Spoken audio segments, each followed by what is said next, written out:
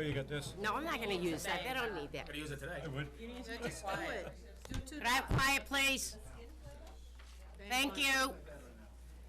We'll begin our meeting on Monday, December 7th, with the Pledge of Allegiance. Please stand, everyone. I pledge allegiance to the flag of the United States of America and to the republic for which it stands, one nation, under God, indivisible, with liberty and justice for all. If we all could remain standing for a moment of silence to honor those who find themselves in harm's way in order to protect us, protect our liberties, and protect our freedoms.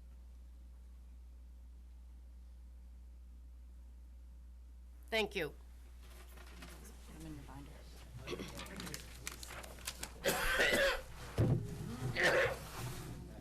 So we have a comment period. You can leave that out. Are we ready? Yeah. Okay. Yeah. And I can see there's a whole bunch of people here for the South Tower proposal. Am I correct? Overruled. Okay. You're just so intuitive. So, so what we're gonna do is, you're way down on the bottom of our list under discussion and old business, so I'm gonna bring you up on top under the public comment period, because we were just gonna discuss this tonight. So we're gonna discuss it now. How's that? Then you all can go home.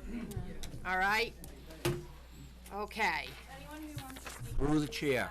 Everybody who's here needs to sign in. Through the chair. Yes, sir. You know, we've got different people here who want to speak during the public comment period, but we're going to move this particular item up. I am prepared to speak on this issue as well, and I didn't know if maybe as a point of order, if I had the opportunity to share some information, it would leave public comment to the people in the crowd when I was finished. I mean, it's up to you, and it's actually up to the board, whatever the board thinks. Whatever the board's pleasure.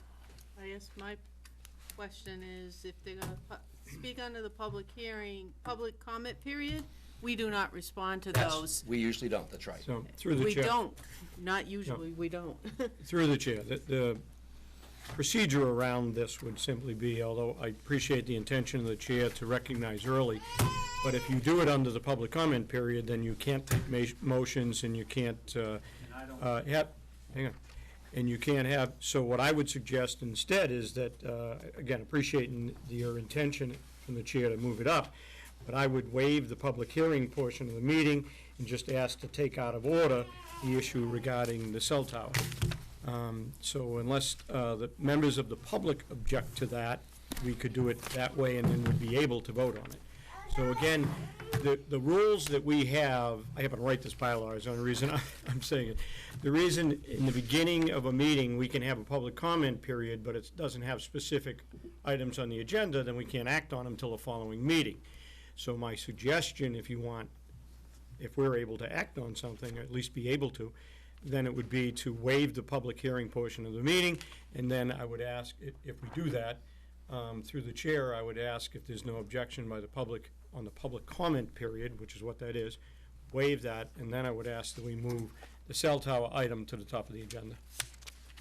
So, through the chair, is there any objection from the public on that as a parliamentary procedure? Not hearing any. All right, so through the chair, I would ask that we waive the public comment period and that we take as the first item on our regular agenda the item regarding the cell tower proposal at 30 Huntoon Memorial Highway. That's a motion. Second. All those in favor? Aye. Aye. Against? Okay. Under discussion. Through the chair. Regarding the cell tower on 30 Huntoon Highway, or the proposed, I asked Kevin, the town administrator, to place this issue on the agenda and spoke with Diana regarding the request. I was approached by several residents regarding the placement of a cell tower at 30 Huntoon Highway. I explained that I was not aware of this to these people and that I would look into it. The residents who spoke with me were unhappy for various reasons. I spoke with Kevin, the town administrator, regarding this, and he said that the issue was going before the ZBA and that they have the authority to allow or deny the special permit that is required in this area. The area is a RIB overlay district. The area is a mix of residential, industrial, and business properties. The abutters have received notice in regard to the special permit request. The abutters are those properties that directly abut the property in question. In this regard, I wonder if it could have been more appropriate to notify the residential neighborhood of a special permit for a 150-foot cell tower, although the law doesn't say you have to, especially since the height of the tower is close to 3 times the height of the average trees in this area. Furthermore, in doing some additional research, I found that residential fears include health risks, aesthetic issues, and potential devaluation of residential property. There have been cases that supported the denial of a cell tower based upon aesthetics and/or potential devaluation of property values. As several people stated, if I'm looking to buy a home and I see a tower nearby, I won't even get out of the car. Devaluation of property can drop anywhere between 12% and 25% based upon distance from said cell tower. This brings me to several points. There are numerous homes across from 30 Huntoon Highway east, approximately 32 homes. And I stopped at that small bridge down on King Street. If you travel west up King Street, which is north of 30 Huntoon Highway, there are 6 homes, 2 which directly abut 30 Huntoon Highway. Traveling north and south on Pleasant Street, beginning at the intersection of Huntoon Highway and Pleasant Street, and say ending at Greenville Street, when you're heading south, there are numerous homes, including those homes located on Brickyard Road and Victor Avenue. There are approximately 54 homes. Don Acres is in an area off of Pleasant Street with many of the homes situated up on a hill, just like those on Brickyard Road, and with similar exposure to a cell tower. If I include the homes on Sunset Drive and a short section of King Street Extension, there are 35 homes. St. Aloysius St. Jude's Parish is directly in the area of the cell tower location as well. Regarding potential diminishing residential properties, I do not feel it appropriate to allow a cell tower in a residential area like this. We have a zoning bylaw, 5.4, section 3.32, which protects residents from detrimental effects of development that are not suitable locations near residences. The bylaw essentially states that our town supports the type of development in this area that will increase residential property values, not decrease them. Also, we have documentation that supported the denial of a special permit for a cell tower back in 1998. The ZBA unanimously denied that request for the permit based on aesthetics to the area in question. The company appealed on the grounds that the ZBA's decision was not supported by substantial evidence contained in a written record as required by the Telecommunication Act, TCA, of 1996. The district court disagreed and granted the defendant's motion for summary judgment and concluded that the record did contain substantial evidentiary support for the ZBA's denial. It came down to location of residential homes anywhere from 200 feet to 750 feet and schools at 360 feet, 700 feet, and 1,350 feet, and aesthetics to the area. Now, obviously, the board can see that I am against the approval of this special permit based upon location and residential property values. We also have an over 55 housing project and a Laurel Woods Heights condos approximately 1,200 feet away from the prospective cell tower location. I am not against the installation of cell towers in town. I understand the need. However, I do want to protect the residential property owners' property values. Almost 90% of our tax revenue comes from homeowners. At this point, I would like to ask Kevin a few questions related to the cell towers in our town. Kevin, first question. Can you tell us what you know regarding cell towers in the town of Leicester at this point? So the town has received 7 applications since cell towers began to be installed in the late 90s. There are currently 3 towers that are 3 main towers that function throughout the community. Several of the applications that were submitted were withdrawn by the applicants. One of them was approved but never constructed, and 2 of them have been denied. Okay. Is this request at 30 Huntoon Highway Verizon's first official request? No, they're shown as the applicant also on a 2007 pole that was constructed at 490 Stafford Street in Cherry Valley. Okay. Has Verizon offered any alternative locations for this particular, Through the application, or even through questions? I've talked with Verizon a number of times about cell tower locations on town land within the community, but I don't know if it's related to this application or Okay. something else. Okay. And how many cell towers are there in town? 3. Yeah, okay. Three main monopoles like this one. Then there would be other ones that are located throughout the community, Okay, like on the adjacent church. okay, Yeah. all right. Other than that, That's it? through the chair, are there any concerns or questions? Okay, let's go through the chair. Through the chair, I'd rather hear from the public before the rest of what we do, but, I mean, people have come here, and we should give them time to speak, give them their chance, and then we can amend, adjust, or whatever. Okay, so when you speak, state your name, please, okay? You have to go to the And you podium. have to... And you have to go to the podium, okay? Thank you.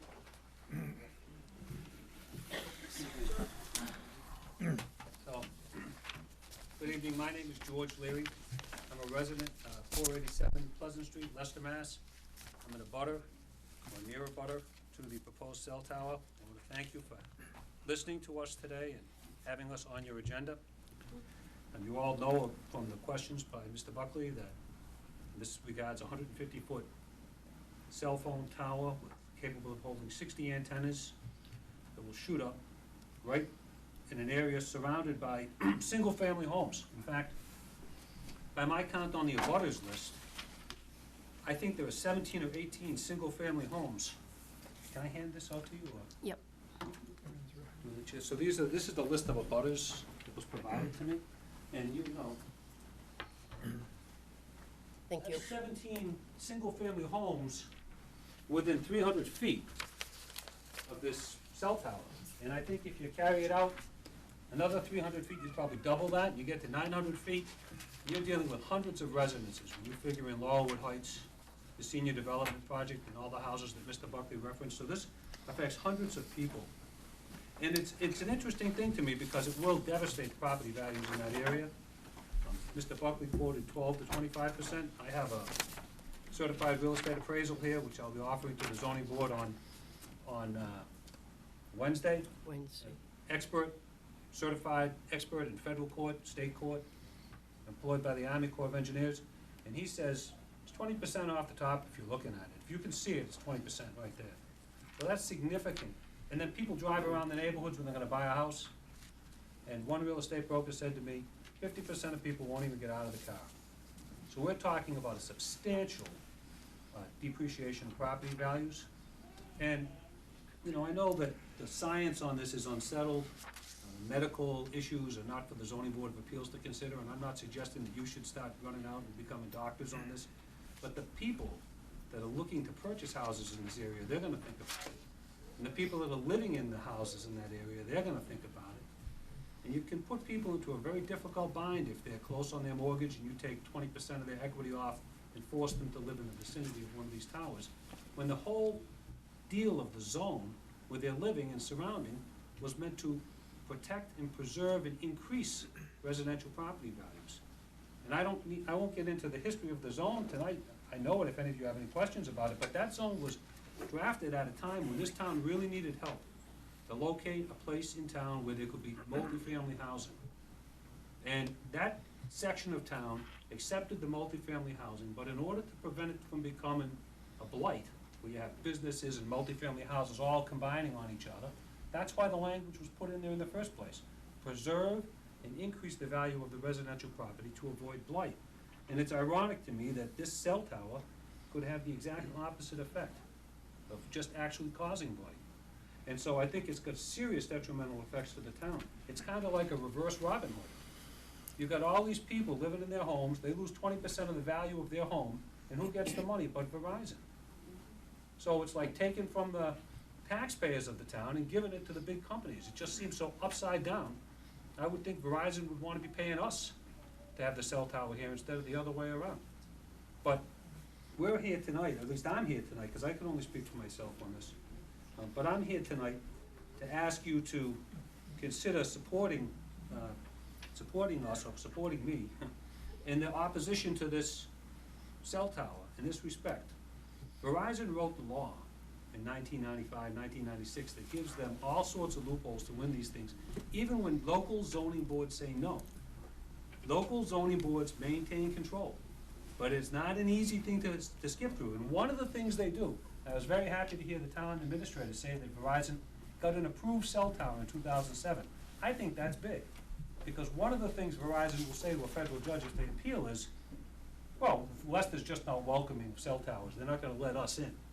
You know, and it doesn't matter if there's a Sprint cell tower, it's only Verizon cell towers that the federal court will look at, because this is a Verizon application. But obviously, Leicester is willing to allow cell towers in. But I propose some draft language for you that would really gut Verizon's appeal if the cell tower were to be denied by the Zoning Board of Appeals and Verizon tried to appeal. Give me just 1 second, please. So it's in the form of two proposed resolutions, and they're basically identical, except for one separate sentence. May I come forward? Yes. So this is proposed resolution number 1. It's just one page and there's several copies. And this is proposed resolution number 2. And number 2 is the one I really would like you to think about acting on. Could I just have one of them done? Absolutely. You didn't memorize them? Huh? You didn't No, I memorize haven't memorized. It tracks the federal language. So basically, if there were to be an appeal from Verizon, and the federal court was looking for some indication from the town that we're not closed to the idea of working with Verizon in all circumstances, this is what they would be looking for. So the first resolution, shall I read it? Can you hold on 1 second till we get ours? Okay. So it, you know, it doesn't read so smoothly or anything like that, but that's because it's tracking federal case law.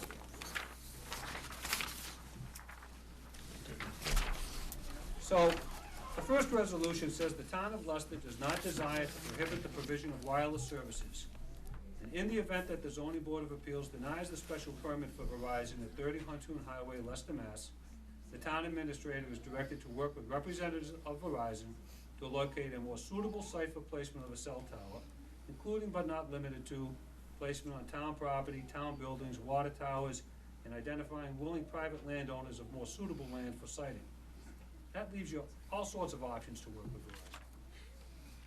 The town does not seek an effective prohibition on the provision of wireless services, and the town does not intend to exhaust Verizon by requiring successive applications without giving any clue of what is necessary to be successful. Negotiations are welcome, and the town is willing to work with Verizon to identify alternative options that will suit Verizon's needs to provide adequate service to its customers and the town's need to reduce the visual and economic impact on the community. That just lets all the air out of their appeal. They try to argue that the town of Leicester is closed to Verizon. Now, the second resolution is the proposed resolution, is nearly identical to the first. And it's really the one that I want to ask you to embrace, because it goes one step further. See, the first resolution guts the Verizon appeal, but the alternative is true too. If it isn't passed, then this gaping hole will exist. And the ZBA, even if they agree with the neighbors here and shoot this down, the ZBA will still have to try to explain how Leicester has not closed the door to cell towers to Verizon. The second resolution is really what I'm asking for, is for you to act to protect the community. This really is a life-changing event for Leicester. This will change the nature of that area permanently. Once it goes up, it's not coming down. There's no changing it. And this is something that the Board of Selectmen, I think, should have some contribution to. It's obviously a zoning board of appeals decision, but I don't think that there's anything that should preclude the selectmen from weighing in on this. This is something where people's lives are at stake, and we're looking to you for leadership. Leadership in stopping this, and leadership in identifying a more appropriate place for the cell tower to be. So the second resolution starts with the same sentence: the town of Leicester does not desire to prohibit the provision of wireless services. And then it's a little different. It says, nevertheless, the Board of Selectmen recommend disapproval of the Verizon application for a 150-foot cell tower to be installed at 30 Huntoon Highway, Leicester, Mass, as being undesirable for siting. And I included what I thought would be some objections that I would see, which are, it will likely reduce housing values, diminish tax revenue, and lead to blight. Then the rest of it reads exactly the same as the first resolution, meaning we're still open for business. But this is a way of putting on record for the selectmen to saying that they're standing up for the people in the area. So I ask you to consider that, and I thank you for listening to me. Thank you.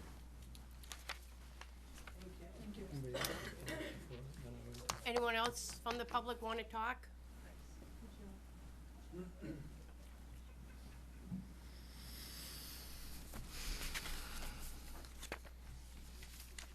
Good evening.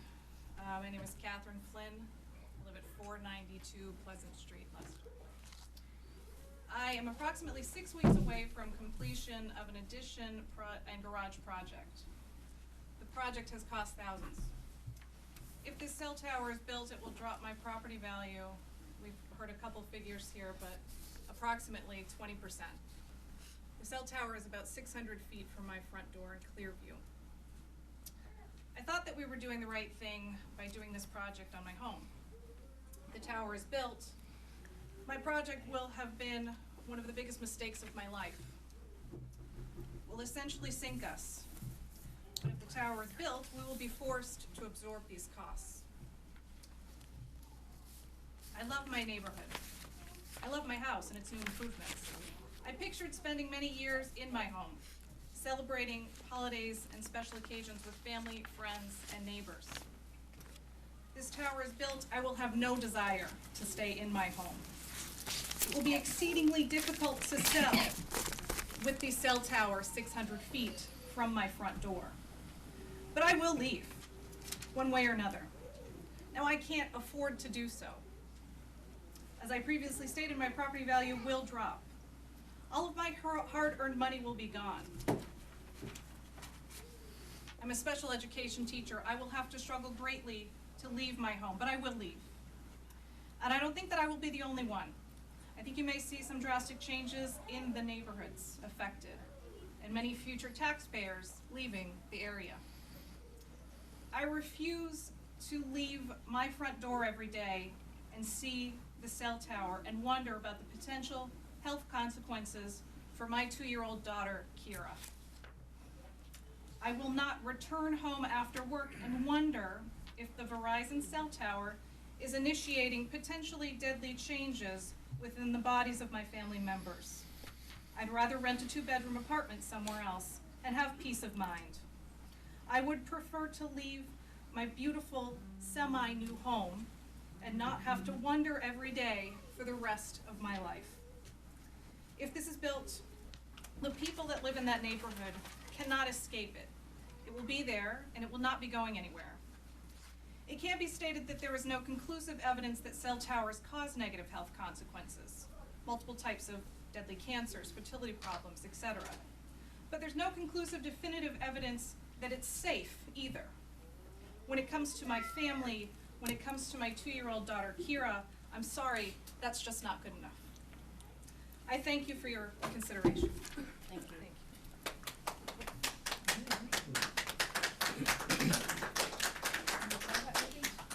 Thank you. Sir?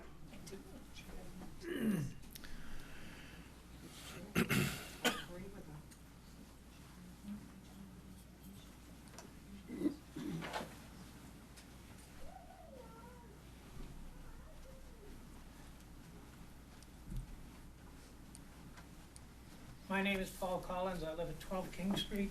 And this tower will be sitting right next to me. In the past 7 years, I've had 4 strokes and a heart attack. And I hate to have this thing cause another problem in my life, because because as the young lady before me spoke, that there is a possibility that it sets out rays or whatever it is and could cause me a health problem. Living adjacent to it, the most recent thoughts I had also is in a lightning strike, something that tall is going to draw lightning. My barn is right adjacent to it. I could have a fire and be burnt out. I'm not really thrilled about that either. And it's awful hard to disguise a 150-foot tower. I mean, you can't dress it up in garland at Christmas time, it's still there, no matter what you do with it. I'll put a lampshade on the top or something of that nature. But the whole circumstance is, I value my health, and I'm thinking of possibly, if I have the opportunity to sell my property, I would like to do it. And furthermore, if I lose 20% of my valuation, when the taxes come out, are you going to reduce my valuation of my house by 20%, so I don't have to pay that part of taxes? And I probably could sit and mull over this and come up with a few other suggestions, but as it is right now, I think I just made my point. Thank you. You're welcome.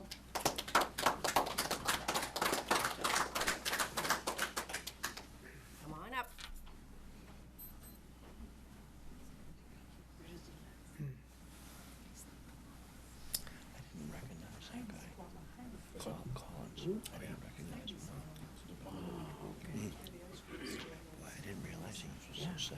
Bob Alves, 5 Brickyard Road. We really gotta try to start meeting like this on a yearly basis. You got it. Your lips to God's ears. Last year it was the group home, this year it's the cell tower. It just seems like Leicester is a target.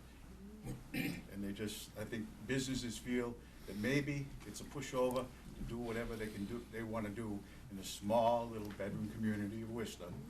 And I think it's time that the town stands up and takes a stand.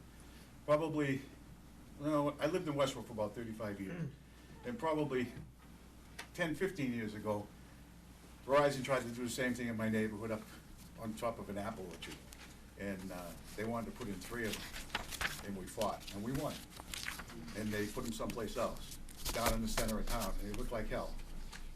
And we tried to get lights on the football field, and everybody in the town fought them, because they said they'd look like hell. But then the next thing you know, there's 5 cell towers going up in the center of town, and no football lights, for the field. But anyway, the group home was one thing. We're dealing with it. It's not the best situation, but it hasn't really been a detriment yet, and I hope it isn't. They're working with us. We keep tabs on them. But the cell tower, I sold my house and tried to retire with my son, and, just stay with my grandkids, and it's turning into a nightmare, I just said to him, I says, Tim, maybe we ought to just sell the house and get the hell out of here. It's just becoming, but I like the town, and I just think the town has to take a stand, and to stand up to it. There's a big piece of land down at Walmart, big parking lot down there. Cell tower look great down there. One there. That's where one of Yeah, them there's already one is there already. behind Well, you Walmart. know, I have Verizon cell phone, and I don't have any problem in my neighborhood with it. So as far as I'm concerned, I don't need a cell tower to get any more reception, Why do you we know? need one? So That's what they're saying, we're it's- a dead zone, and we're not. I have no dead zone. The biggest dead zone I got is the cable TV, you know, so. you know, Another story, different night. Another story, different night. That's the worst There's a problem, nerve you know, for ya. so, you know, if they wanna do something, have them put in FiOS or something, have them run the cables for that, but keep the cell tower out, you know, I just think that if there's anything you can do, maybe give us some guidance which way we have to go, or if we have to change some laws, or whatever it has to be, then let's take that fight up too. You know, I mean, I'm willing to fight with anybody that's here to try to stop it, so that's all I have to say. Okay, anyone else from the public?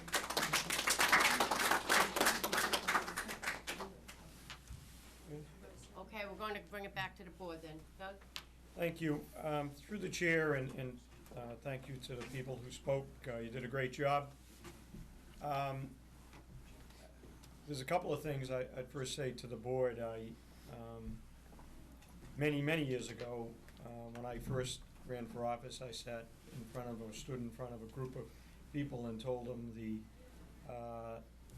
thanking them for their support, but telling them ahead of time that each decision I make will be based on what is best for the community, and unfortunately, that will mean I'll vote against at different times some friends, and unfortunately, that's come true over the last 30 years. It's the nature and the requirement of this job. And I said then, and I've said it since, that each decision should be based on what is best for the overall community, what is best not for an individual, either supporter or friend. And I think unfortunately that's going to come for me again in this particular decision. I watched as Brickyard, the whole process there, and we didn't have a say because of state law. And although they have yet to change that law, it's one that needs to be. And that is that they just plain can order a group home in a neighborhood, and there is no local say. In this, we do have a local say, and that's why I do favor the second proposal given by Mr. Leary, because it states unequivocally that the Board of Selectmen, in looking at our total community, think this is negative, and in particular related to property values. One of the pieces I didn't hear or wasn't elaborated on that I think should, though, is that this doesn't just affect this neighborhood or this half-mile radius, because as the question from the second gentleman mentioned regarding would we lower your property taxes, in essence, yes, but it's indirect. We collect a certain amount of money no matter what, and then divide it amongst our whole town. So if we get to collect less because you have a lower value, it means we collect more from everybody. So this doesn't just affect the immediate neighborhood, and thus, all emotions aside, I live on 2 cell phones, and I swear they're plugged in my ears all the time, and I hate them both, but it's a necessary evil in my business.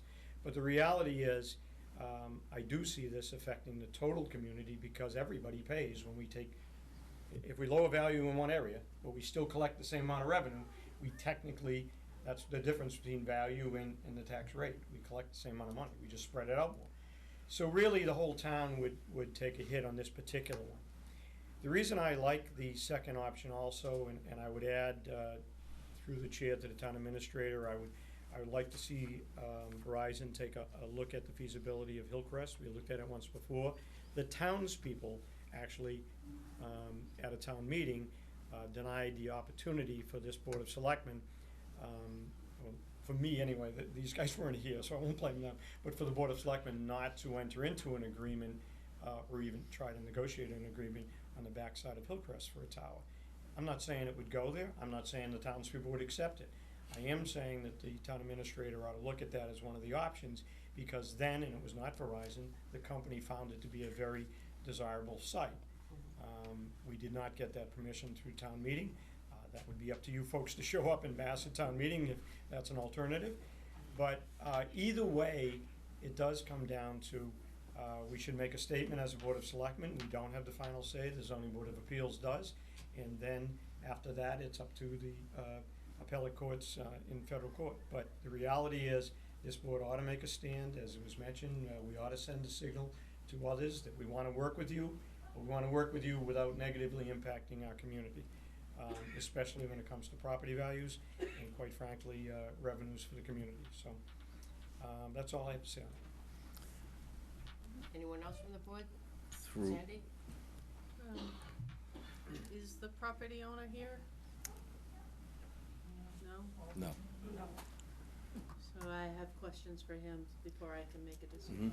Because what's here doesn't add up to everything that has been said on, like, it doesn't add up to 60 antennas and things like that. And the location of the pole, from where I understand, is not at the top of the hill, so it's not gonna be 150 feet from the top of the hill showing up and things like that. Yeah, but it makes But it I, worse in that the Hold rains on, hold are on, out. hold on. Hold on. You can so comment. I just have questions that I can't, no one here is available to answer. I can answer the question on the antennas.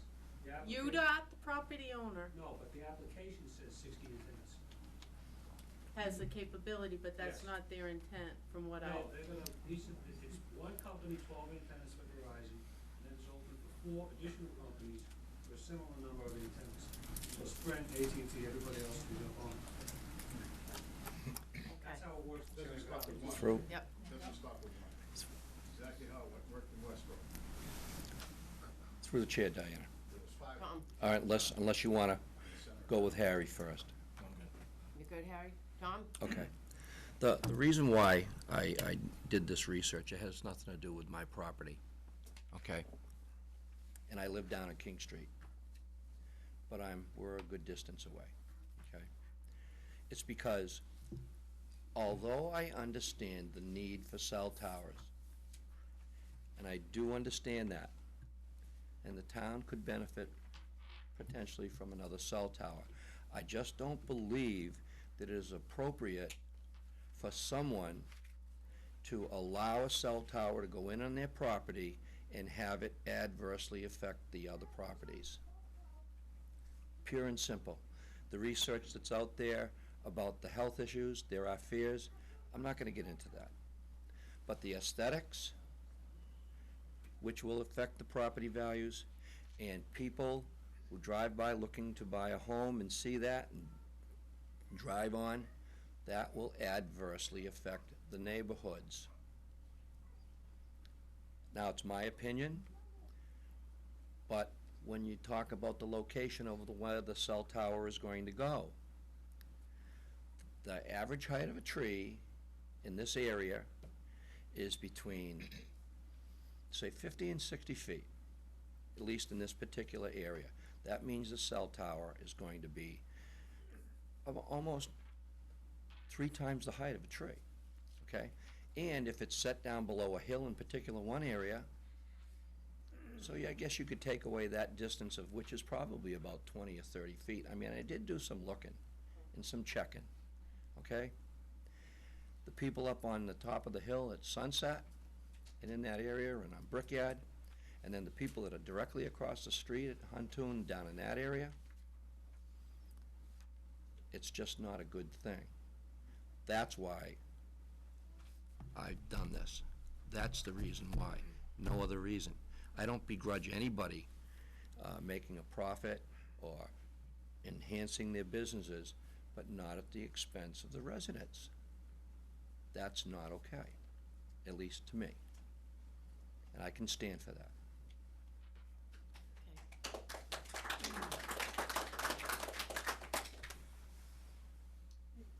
May I just say a word? If you go to the podium and mention your name. And introduce who you are, and don't lie. Use your maiden name. We'll all understand. It's been a few years for that done.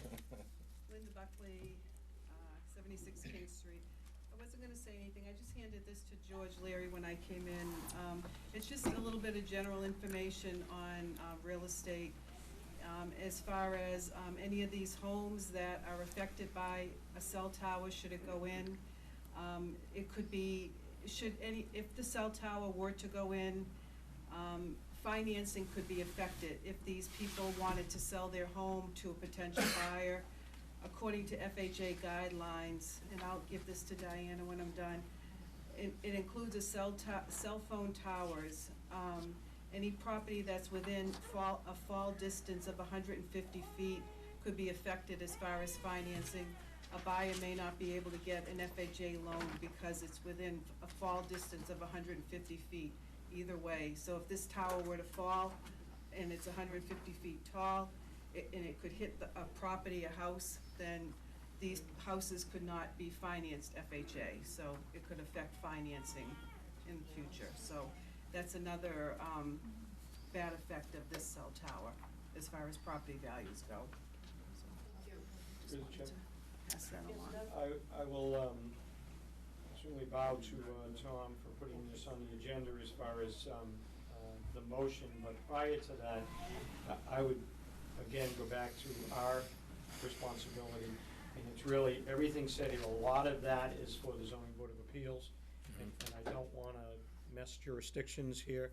Ours is the overall value, aesthetics, and quality of life in Leicester.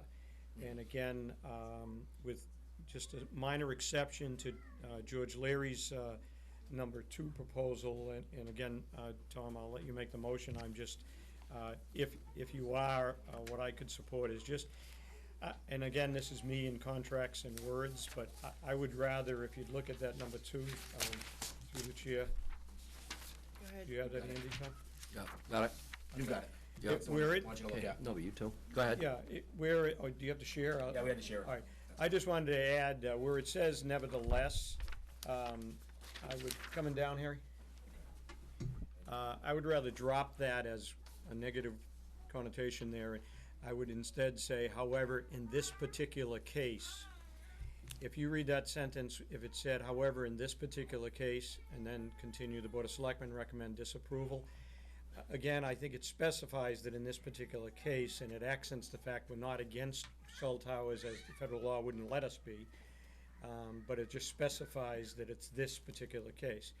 And I think as it goes through, and if the ZBA disapproves the project, it highlights that the board is not prejudicing anything, we're just saying in this particular case. So with that, I'll leave it through the chair for Tom to make his motion, but if you'd accept that part of it, it would be.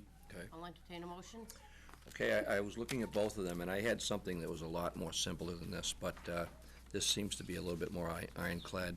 I guess what I'm going to do, in essence, with this proposed resolution is I'm asking the board to vote, to recommend, to vote to not support the location of this cell tower in that particular area. And if you believe that this says that, then this would be the proposed resolution, and I would like a motion, or I'll make the motion, and I will read this, and I'll need a second and a vote. Correct. Okay? I move. One, Tom? Too late? I just wanted to say, I think Mr. Belanger's suggestion is excellent, and is an improvement on the thing that I provided. Then it's definitely not too late, you may speak.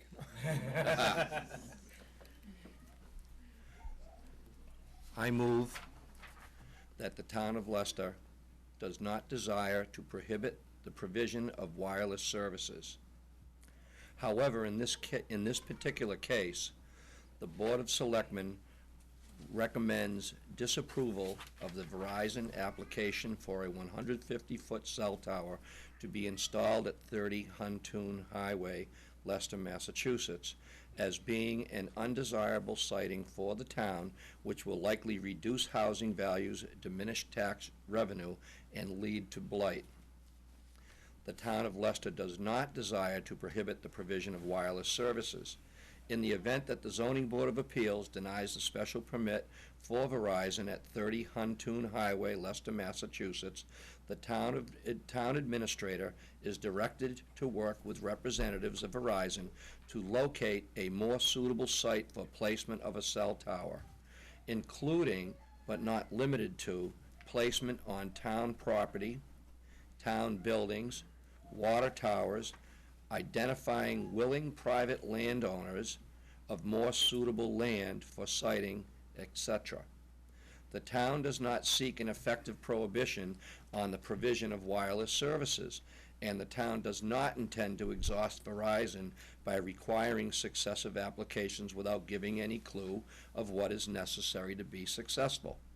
Negotiations are welcome, and the town is willing to work with Verizon to identify alternative options that will suit Verizon's needs to provide adequate services to its customers and the town's needs to reduce the visual and economic impact on the community. Second. Okay, I have a motion, we have a second. under discussion. We already had all the discussion. Okay, Let's vote. All those in favor? Aye. aye. All those against? Against. 4 for, 1 against. Now, this is just for the selectmen. Remember, the zoning board has the last say. We don't have that say. So everybody that's here today should be there on Wednesday, so you can have your say. Okay? Thank you. Thank you. Through the chair, Yes. just take a 5-minute recess, that'll Yes. give time for people That'll to give time go for and people to us to get Okay. regrouped here and take on Mr. Salem and his fine group. Pleasure. You'll feel lonely, Dick. Where are your friends?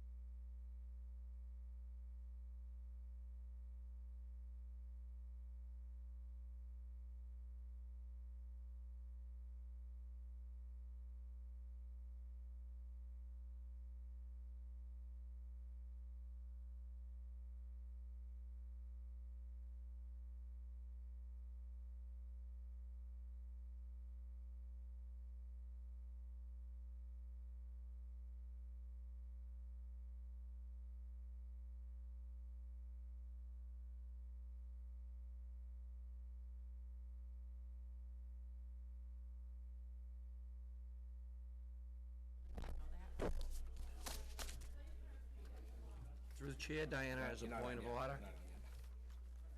Okay, next on the agenda is poll hearing for Merrick Street.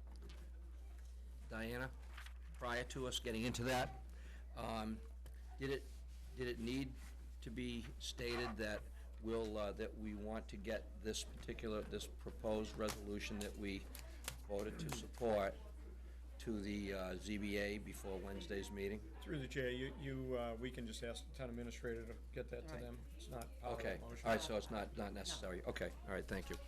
Kevin, you got that, huh? Yep. You knew that. Kinda knew that. All right, I just want to make sure. Safe That's all. enough. Okay, Agree more. don't want to break Okay. any rules. Can we close the hall door if the other door's open to Yeah. minimize the noise? Yeah, they're going now.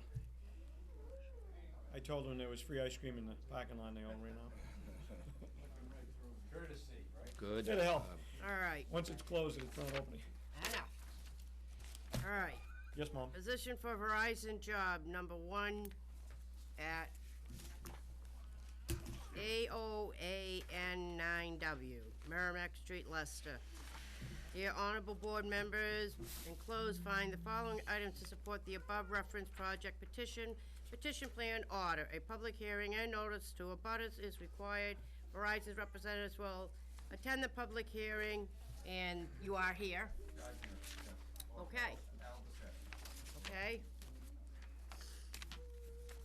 So, let's start. To the mic.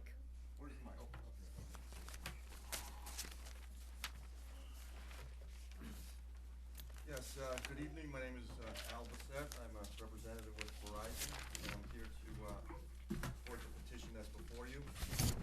The purpose of the petition, well, let me first say that the two things that are happening with this petition are we're going to relocate one pole, and we're going to place a second pole, both on the northwesterly side of Merrick Street. Okay. The purpose and the reason for this hearing is that we want to rectify a trespass, a private property trespass, that we have on 21 Folsom Street.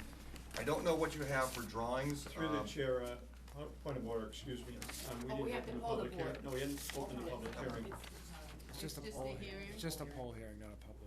Full- Okay. You don't have to go through that Good. detail. You're good. Never mind, sorry. Okay, so, I'd rather do it now than have to redo it. okay, right. So what we're gonna be doing is rectifying a trespass that's on 21 Folsom Street. I sent you some drawings, some sketches. There's a pole, and I don't know if you have this particular sketch, So it's not the sketch, it was with the original. Yeah, it's not the set of sketch. paperwork, it's the supplemental that you received this evening. Is that the one called proposed conditions? This is the one called proposed conditions, and it's a survey drawing.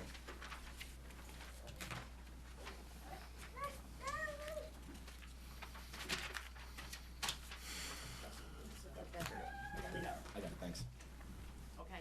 Okay, right, and what we're looking to do, there's, right on the south westerly side of Folsom Street, in front of 21, you'll see the black existing pole.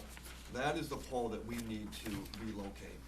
That pole is going to go in a northwesterly direction to the red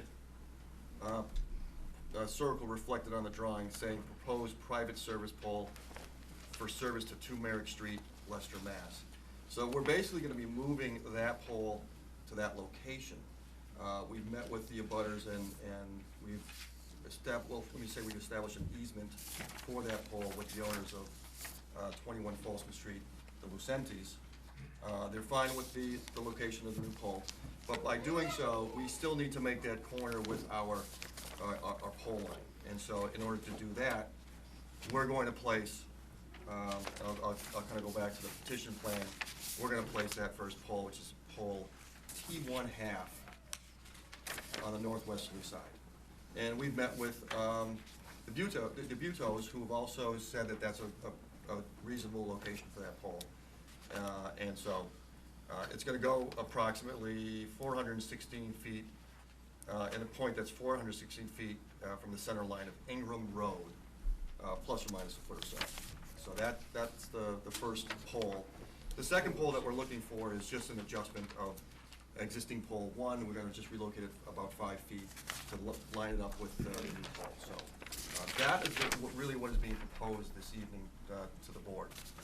So I would, you know. So you're saying this pole here is the first one, and that's the second one? Yeah, the first pole that you pointed out, which is pole 1/2, that pole is a new pole. The other pole, which is pole 1, is going to be a relocated pole. From where it was before? From where it was before, about 5 feet. Mm-hmm.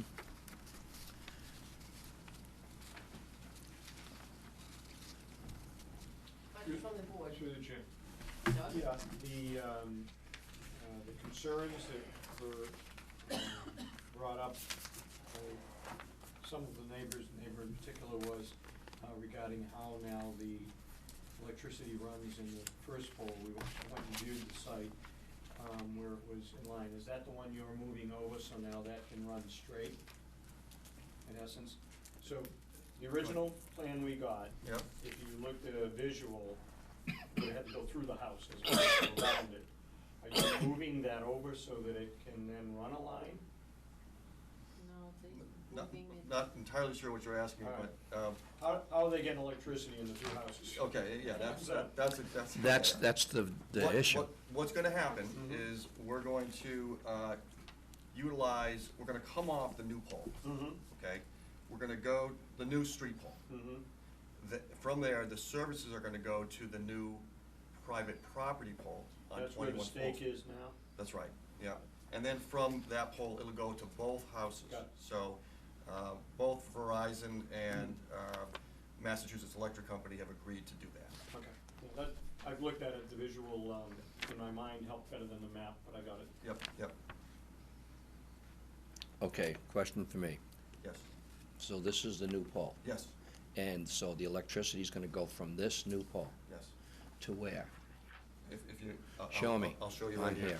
So where it's gonna go, so you have a home here, Right, and a home here. right. So it's gonna go from this pole, I'll go from this pole Mm-hmm.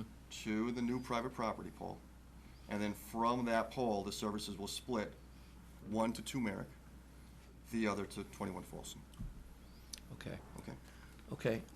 And just so you know, the existing service goes from the existing pole that we're moving and to both homes. So it's actually almost a better location for both utilities to put the service off that. Is there a reason why you didn't bring up TE 13, this pole, this one here, which is where it was, when I went down and looked? What was the question again? Is there a reason why you didn't include this pole in question, because it is a pole that's there?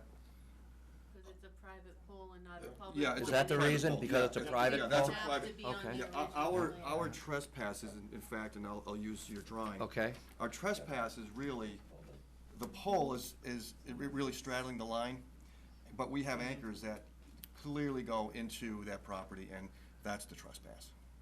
So we need to remove that pole. So through the chair, are the Budos happy with this ultimate solution? Is the National Grid representative going to make any statement, then I will address your question. Is National Grid going to say anything? Is the National Grid here? Yes. I'm here. Mm-hmm. Are you going to say anything? If I'm asked, sure. Okay. Okay. It's not our petition, so we didn't plan on it. Well, it's a joint, Let us, it's a joint petition. Greg, It's not. Greg, Okay. let us ask that first, and then if you got something to add. But through the chair, to our National Grid rep, would you step up, please? Yes, sir. So, through the chair, the representation's been made that you and Verizon have come to terms where, in essence, they'll be able to get power through this private pole. That Is is that correct. accurate? That is correct. All I need. Go. Follow-up question, at no cost to the homeowners, That is correct. okay? Okay. And the height of the feeds are the normal heights so that vehicles will be able to go up the right-of-way? And for the feed that goes, both the corner cutoff and the one that goes from the new private pole to 2 Merrick Street, they will be high enough so that vehicles can go up that right-of-way, We have to design it so that the clearances meet specifications. okay? Thank you. answers my questions. through the chair, Will, in order to get the service to the Budo's house, are you gonna have to move where the service is now so as to do that? On their house? Yes. No. What may have to happen is we don't have a formal design yet, but we have looked at it. There may be, when we get to the formal design stage, we may need to trim a little bit of the tree branches Right. to get over there from where we are. That's it. Through the chair to Tom, I don't know if you saw, there's an orange stake in the ground. I that did. goes from Yes. Hill- I did. And that's when you looked at the visuals where the straightest, not only line of sight is, but quite frankly, it'll probably be less sag, the distance is better. I mean, all the things that you worry about when you sort of stretch it, that location kind of solves it, so it looks. I Looks get, advantageous. I get that, okay? I just guess that, what I'm concerned with is that both parties are made whole on this, on this move, so that there aren't any issues. I mean, it's like, obviously, Budos want a solid plan beforehand, which I can understand, and it's very difficult when you have two providers, and one you guys work on your own, but you still rely on each other on occasion, so. Okay. Any comments from the public? Okay. Thank you. You might as well stand right there, because he's gonna ask you guys questions. Maybe. First of all, I think a lot of clarity has been provided by the letter we received tonight around Yes, the 6 same, o'clock yes. from Verizon Yes, the stating same, their intent with the electric service. We did not have that before as such, so that clears up a lot of things. My first question is directed to National Grid or Mass Electric. You personally have not been to the site, but you feel you can provide, as previously stated to a select woman, that you can provide electric service at no additional charge, or we've got to do anything on our house. Well, I have not been to the site. Our designer has, and overhead supervisor has as well. And so there's Correct. nothing additional. Okay, my other question, and something I've already tried on Al, is that from Verizon, is that when we met with them accidentally on September 23rd, and what's prompting the question is that we're not going in a circle. I don't want hindrance for the right-of-way. You felt ballpark-wise that the guy wires to be put within 8 feet or and or abouts, I'm not, if it's 9 feet, whatever, and the property line, whatever. So you feel Verizon can meet that? Yeah, we'll have the pole, the new pole in the street will be, the pole and the anchor will be within the public. Okay, and you feel you can construct that, given the property restrictions and the underground culvert that Yes. exists? Yes. Okay, and then my only comment back to the board, if they want to consider it, since, in no disrespect to the petitioners, it was lacking some information, as some of you who went out to the site saw, I would suggest, if you're going to accept the position, that you amend it to include the letter from Verizon dated December 7th, 2015, that you received tonight. Okay? We have no objection to that. Okay. And Greg, for the record, can you state your name and address? Yeah, that's what I was waiting for. I'm Greg Budo, 2 Merrick Street, and I'm the husband of Betty Budo. You poor woman. Thank you. Thank you. Thank you. Any So- other? No, through the chair. Yes. I would make a motion to accept as was presented here tonight, the petition by Verizon, and include in the record the covenants that were made here tonight, including the letter that summarizes the position of the companies and their intentions. Second. Any other discussion? Not hearing any? All those in favor? Aye. Aye. Done. Thank you. Thank you. Yeah, that's right. How are you, Dick? Well, you got to entertain a little bit earlier. We're here to help.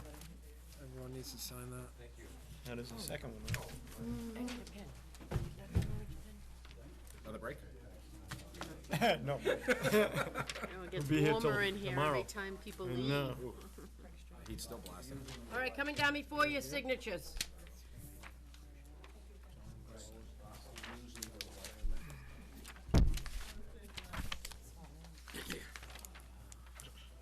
Kevin, thank you. Yeah.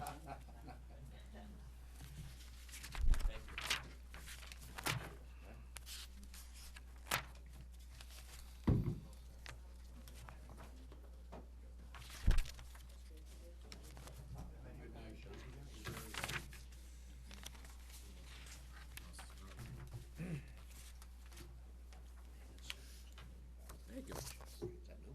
No.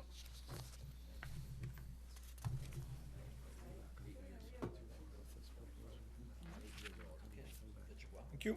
Okay, while folks are signing, let's do the next poll hearing.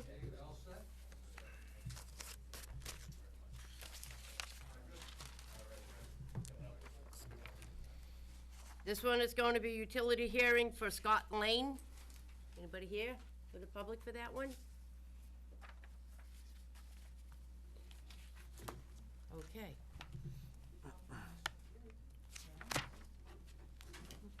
All right.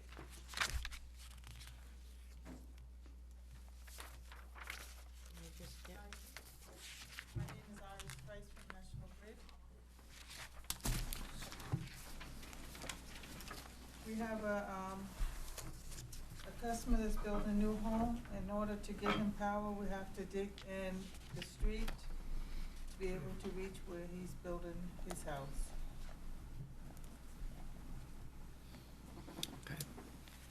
Okay, that's it? That's basically it. We need a permission to dig up the street. Through the chair, anything from highway or anybody involved in? Yeah, so, I mean, they approved, they need, yeah, so it's to open the road and to locate utilities within the right of way. And through the chair, so it comes to us because it's after the street closing time? No, it's a new utility within the roadway. Okay. And we usually don't allow any street openings between right. December and April, so it's twofold, right? Approve it as well as approve opening the street That's right. during the winter. Yeah, and I spoke with the highway superintendent as recently as today, and given the weather, we're, still within a window to be able to do that, to execute, or to expedite the service to the new property for the TVs. To National Grid, through the chair, so what is the time frame? If this gets approved, when would it be done? What I would like to do, because of the digging and the, restrictions for, digging, to go back and see if we can get it on the schedule within the next 2 weeks. Through the chair. Yes, go. To Sandy's point, I think there'd be a time that, Kevin, through Diana to you, I mean, there's gotta be a stopgap, say that they don't get it moved up, and then the weather does start to become New England winter. I mean, so what is our protection? What is as a community, can we say, for instance, we approve this as long as the opening and closing is done within the next X, as part of our, Or at the approval of the highway superintendent based on road So with conditions? anytime the road is open, it comes through the chief of police, the highway superintendent, myself, even if it's the middle of July. So if we could just revert to that process, even though we're beyond the bylaw date, and they would still receive approval that way, that would be, I think, the most so generous. you'd have veto power in essence? Yeah, basically. between your group? I mean, it would be, yeah. That's my only concern, otherwise I hope you get it done early and everybody's good and we never have winter, but those hopes haven't worked yet, just so far. So I would move to approve with the caveat that we direct the town administrator through highway and police, the ability to waive our current restriction on a December opening, but have the ability to implement that as they see fit. Second. All those in favor? Aye. Thank you very much. Let them know, that might help them expedite, as it were. Especially seeing the weather's gonna be up to 60 by Monday. Okay, next on the agenda. Oh, sign. Okay, coming down again. No, just for you. Oh, just for me? Never mind. Only me. Only you. Too late. So we take some money I'm on out this. of order, so there's people here. I know, but Yeah, you sent Friday, but Say what I thought. Sure. If you want, here's an extra. Go ahead. Diana, since there are people here for the last thing on our agenda, for their courtesy, I'd like to move that we move the 39 Craig Street order up so that they don't have to sit through all our new business. Second. All those in favor? Aye. Done. so you'll take 1C next and then 39 Craig Street? Okay. Is that right? Is that what you're saying? Yeah, All right. I just didn't know Just who wanted was to here confirm. for which. I Yep. saw a bunch of people Yep. for 4A, so. Yep. We're doing 39? Oh, 1C was the 1C. first one, right? And then Yep. 4A.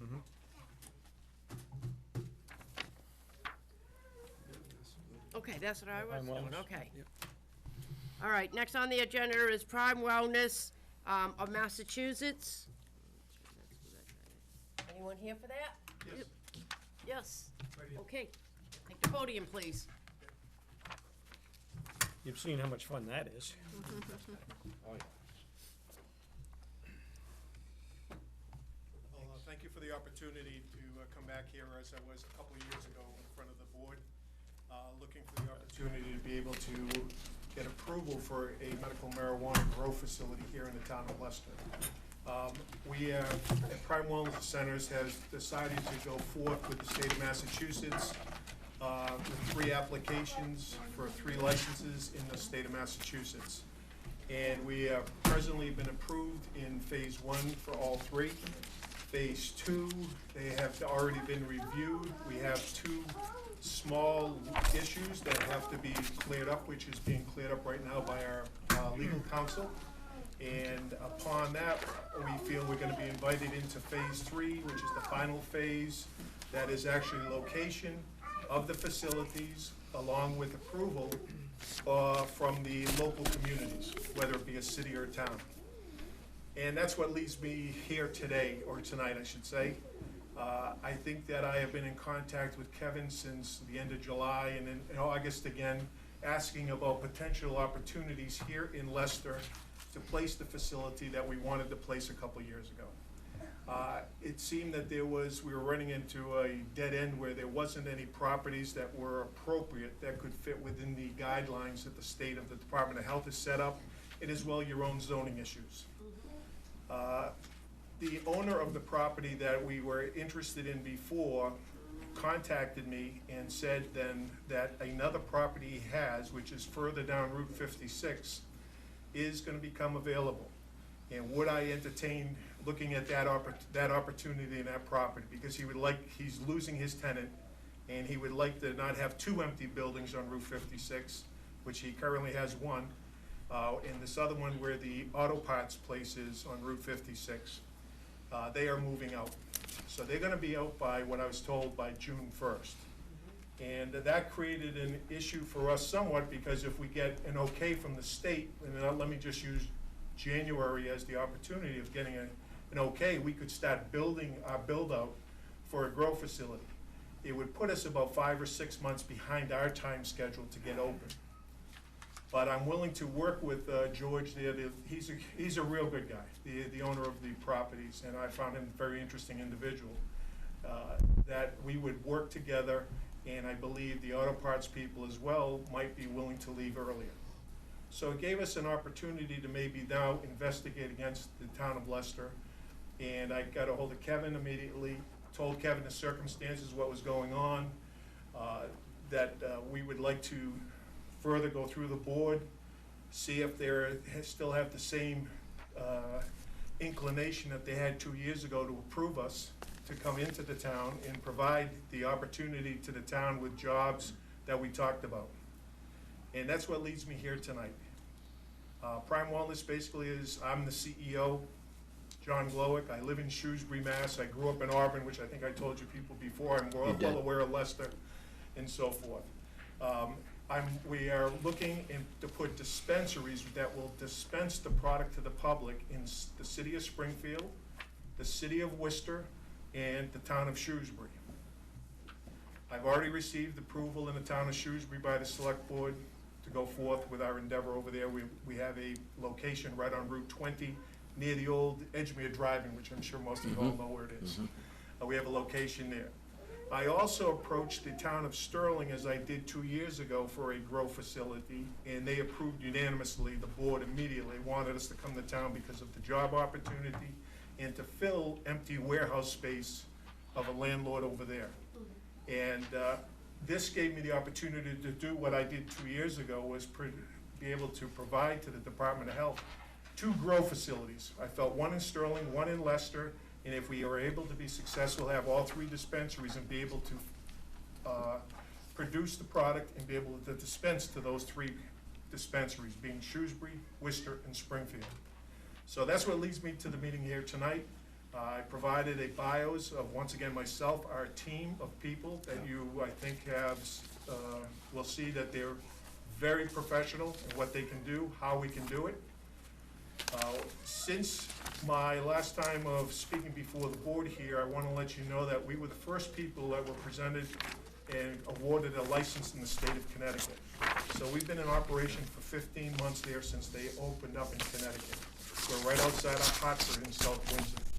I provided letters of commendation as well as support, I think, from the chief of police, the town administrator, and also the commissioner in the Department of Health in Connecticut as to how we do our business.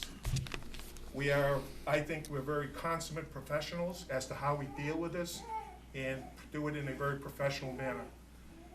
And since that time as well, in the state of New Hampshire, we were given the first approval in the highest amount of votes by the Department of Health up there to come up there and put a grow facility and a dispensary. We are building a grow facility in Peterborough, and we have a dispensary that will be in Merrimack, right on the Daniel Webster Highway, that will probably service about 70% of the patients in the state of New Hampshire, or the population. So I think that our deeds already are proving that we have the people, the right tools, capability to do this right.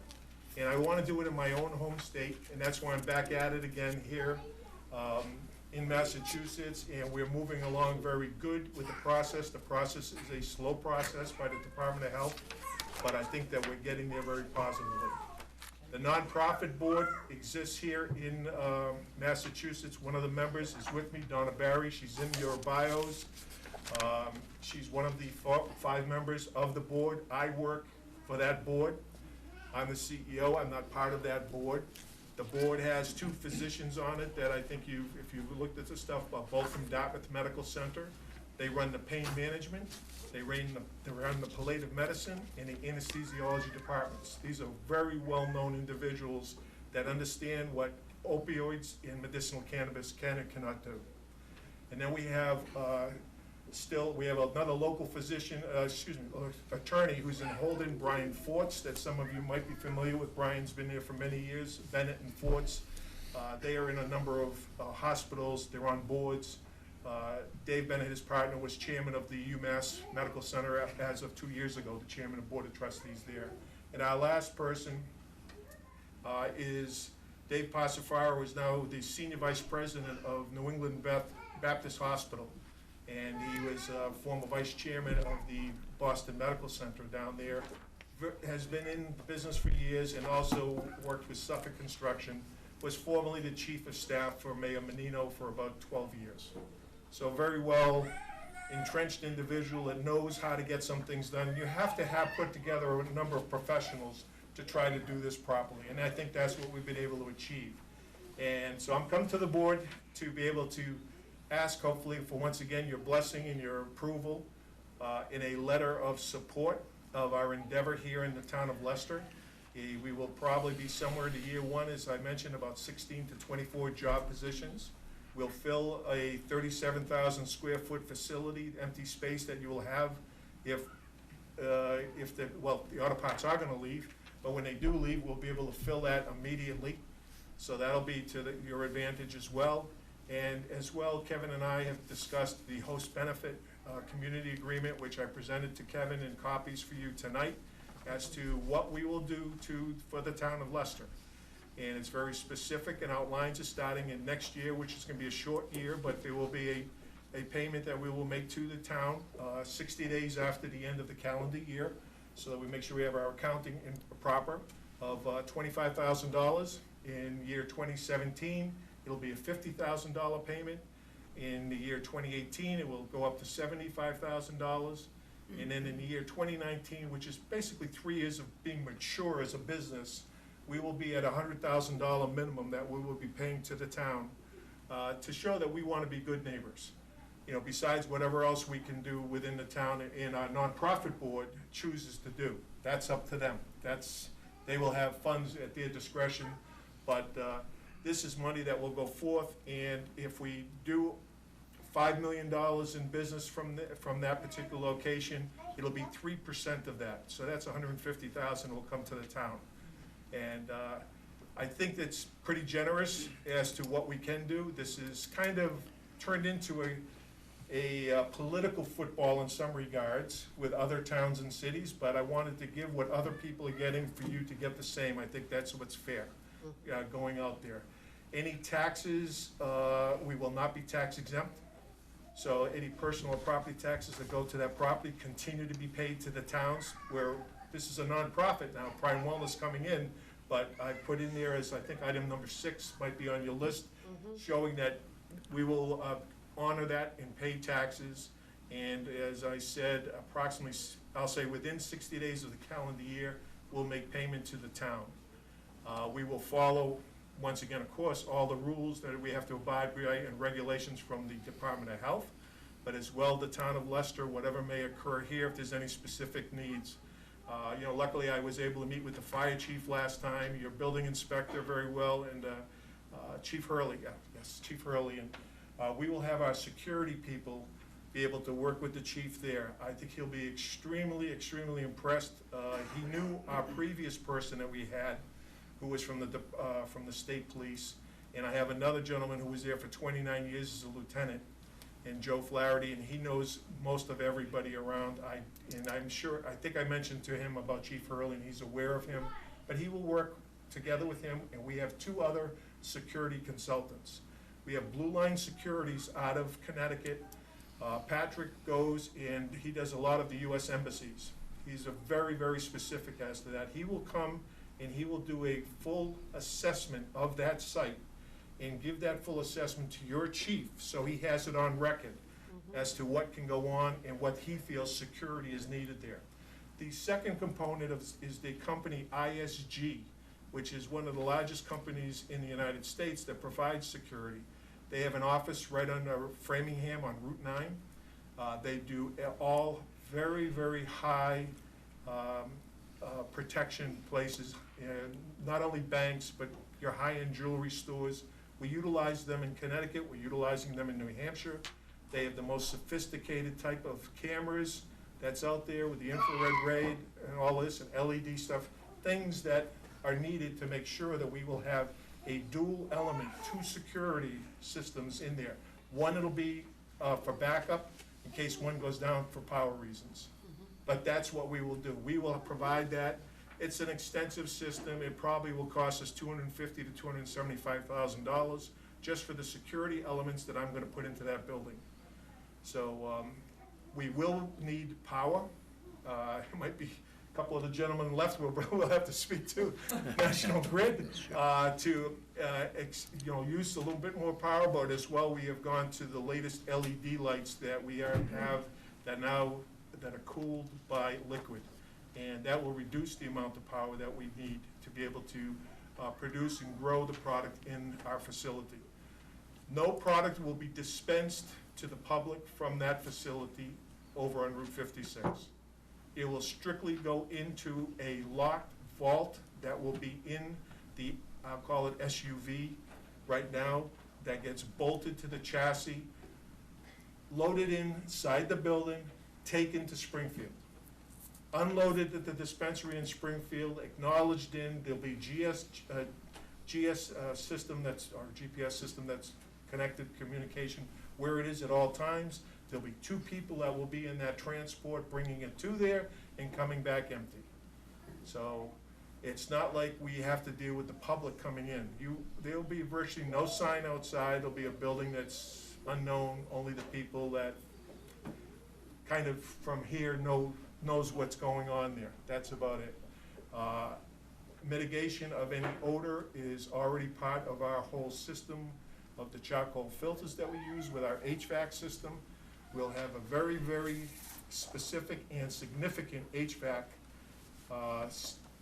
design that goes in there. It'll probably be somewhere in the neighborhood of $400,000 to $500,000 just for that, because we need humidity controls as well and dehumidifiers.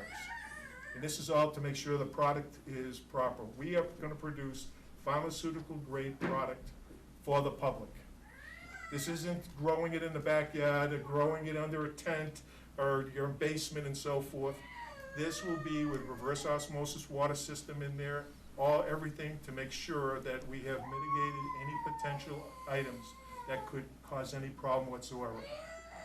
So I want to make sure that you're aware of that. This is an unusual product, and it'll be very, very specific, where it'll be very low in THC, which is the items that give you that high, and more what recreational people look for, but high in CBDs. And the CBDs are what is used to go into our system, our beta-2 receptors, and that'll make you feel better for pain, to take away pain. And it's a growing, as I'm sure you're well aware of it, you come across it probably every week in the news or whatever, as to what it is, how it's growing. It is, we are seeing some very good significant results with patients, and that's what makes me happy, because healthcare has been my business since I graduated from Holy Cross. It's been healthcare all my life, and I've been in it 4 decades, and this is another opportunity in a very brand new sector to provide to the patients in the Commonwealth, I think, a very significant, good product in lieu of the opioids and so forth that are out there. So, Fire, if there's questions, I'm here to answer them for you. I don't know what he left us. I'm gonna say, Very thorough. Doug's asked me a lot in the past, I know that. Through the chair, we did this once before, and most of what you've done in both your presentation verbally and your pre-presentation as far as the written covers a lot of what would have been questions in the past. You talked about, and I read it with great interest, the security in particular. In the original presentation, and best my memory serves, you had almost what we call in the police department a sally port idea, that is that the vehicle would have a garage door open, you would pull in, it would close before the other one opens. Is that still part of the system? Yes, yeah, that will be in the system, and the vehicles will not be outside. The vehicles to make the delivery will be inside the building at all times, other than when it leaves to go to, let's say, the city of Springfield. And I like Leicester because, once again, I mean, the Mass Pike access, it makes sense, for us to go there, get there, it makes it a lot easier, and to be able to go back, and it goes back in, and our deliveries, to start with, might be once or twice a week that it really goes out there. It all becomes the demand as to what goes on, supply and demand. And if we think it goes what it can go, I think, as I mentioned in year 2019, I think it'll be a very significant year that, the town will realize some significant income to come in. And once again, I would like to emphasize that I'd love to see the money go towards the health boards, to the youth organizations, or law enforcement in town, because that's where a lot of us talk about. Our nonprofit board talks about it all the time, of let's make sure the monies that we're giving to a community go to the right places. No, I can't specifically say that, but I do You'll want leave that to us. That's my encouragement to you. The second question I had just had to do with the aesthetics, when you talked about the front of the property, where the property is, and you're not going to do a lot of specific signage or whatever. No sign. But since you have great botanists there, I assume, are you gonna have some landscaping that we can all be proud of, or are there plans yet? You know, as opposed to just a building. Yeah, I haven't talked to George, the owner or landlord, about that at all, at this point in time. I can tell you that we've already incorporated it into our dispensaries. That's to where we are, because those are where people are coming and are people-friendly. That's my business in dialysis, was to make sure we could take care of the patients and provide a good atmosphere that they came into. I don't have to provide that in this case, because it's our worker bees are gonna be there. Yep. And the only visitors we're gonna have is gonna be the Department of Health and perhaps your health board, who are coming down to check what we're doing in production of some of the products, i.e. the edibles, and what we're doing there, or the transdermal patches that people have. We're gonna impregnate the medical marijuana into those, so it'll be like a nicotine patch, and you can put it on and get a continuous flow, pain-free.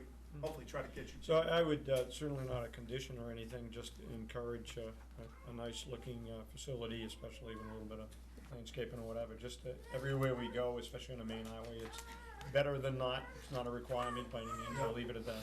Well, I'll try to remember the front again. I think there's a strip of grass where you can do something with it out front, and I know it's sort of like a truckers or asphalt guys are next to it in the building that goes between that and George's other building, which was over at 143 Clark, which, that was set up perfect for us. Yeah, it was. It really was. Just didn't work. Yeah, that was set up perfect for, and it was perfect for George at the time too, and easy to bring the extra power in that we had to because of what he had there. But luckily, we've had this, option open up further down the street, and it's certainly all outside the barriers, if you want to say that DPH has said, forth of having it at least 500 feet away from certain items and wherever children congregate and so forth like that. But as well, it's up to the town. The towns can even reduce that, as the city of Worcester did. The city of Worcester dropped it to 300 feet, just so you could have businesses get set up in this, whether it's a dispensary or a grow facility. In some places, you can't go within the proper zoning, and that's what it is. So That's it. Yeah. That's it? Sandy, anything? Sandy, any questions? No, I then. think last time you had some. Yeah, you readdressed them all, so I have no questions, Thank you. and I wish you luck. I'm all set, thank you. No. Okay, what's the What board's is pleasure? it that through you to the town administrator, what is it, are we gonna propose to have you enter into this agreement? So Mr. Glowick has asked that, I think the easiest thing to do would be to have me sign a letter of support on your behalf. So moved. Second. All those in favor? Aye. Done. Thank you. Thank you very much. The letter is, the information they require is just your letterhead on the letter with that verbiage that I gave you. They're being very specific this time. Got it. But I thank you very much, I appreciate it. Are you referring to this verbiage right here? No. Oh, no, that's. I have- That's just tentative? Post agreement. No, that's Debbie's different. got it, Tom. He's got the other one. Yes, Kevin has the other. Okay. Thank you. Thank you. All right, so now we're going to listen to 39 Craig Street order. That's right. So, the board has inquired recently, and, we have also inquired with the, owner of the dog named Bella, who resided at 39 Craig Street, in order to attempt full compliance with the board's order, and we have yet to be able to do so, so, if we could have just an update from the dog's owner, Ms. Sheard is here. Go ahead. Okay. I've been trying. I've completed the building of the lion den. It's been seen and inspected a couple of times. I did find an insurance policy for the dog. Unfortunately, at this time, I can't afford it. But before that payment got made to that, out of respect for Mary, the one that had the incident, I had promised her that she would have to see the dog again, even though she granted the blessings for us to have it back. Unfortunately, she passed away Saturday. But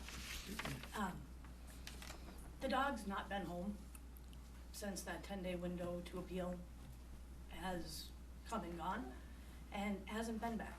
And I was seriously considering just having the dog stay where she is.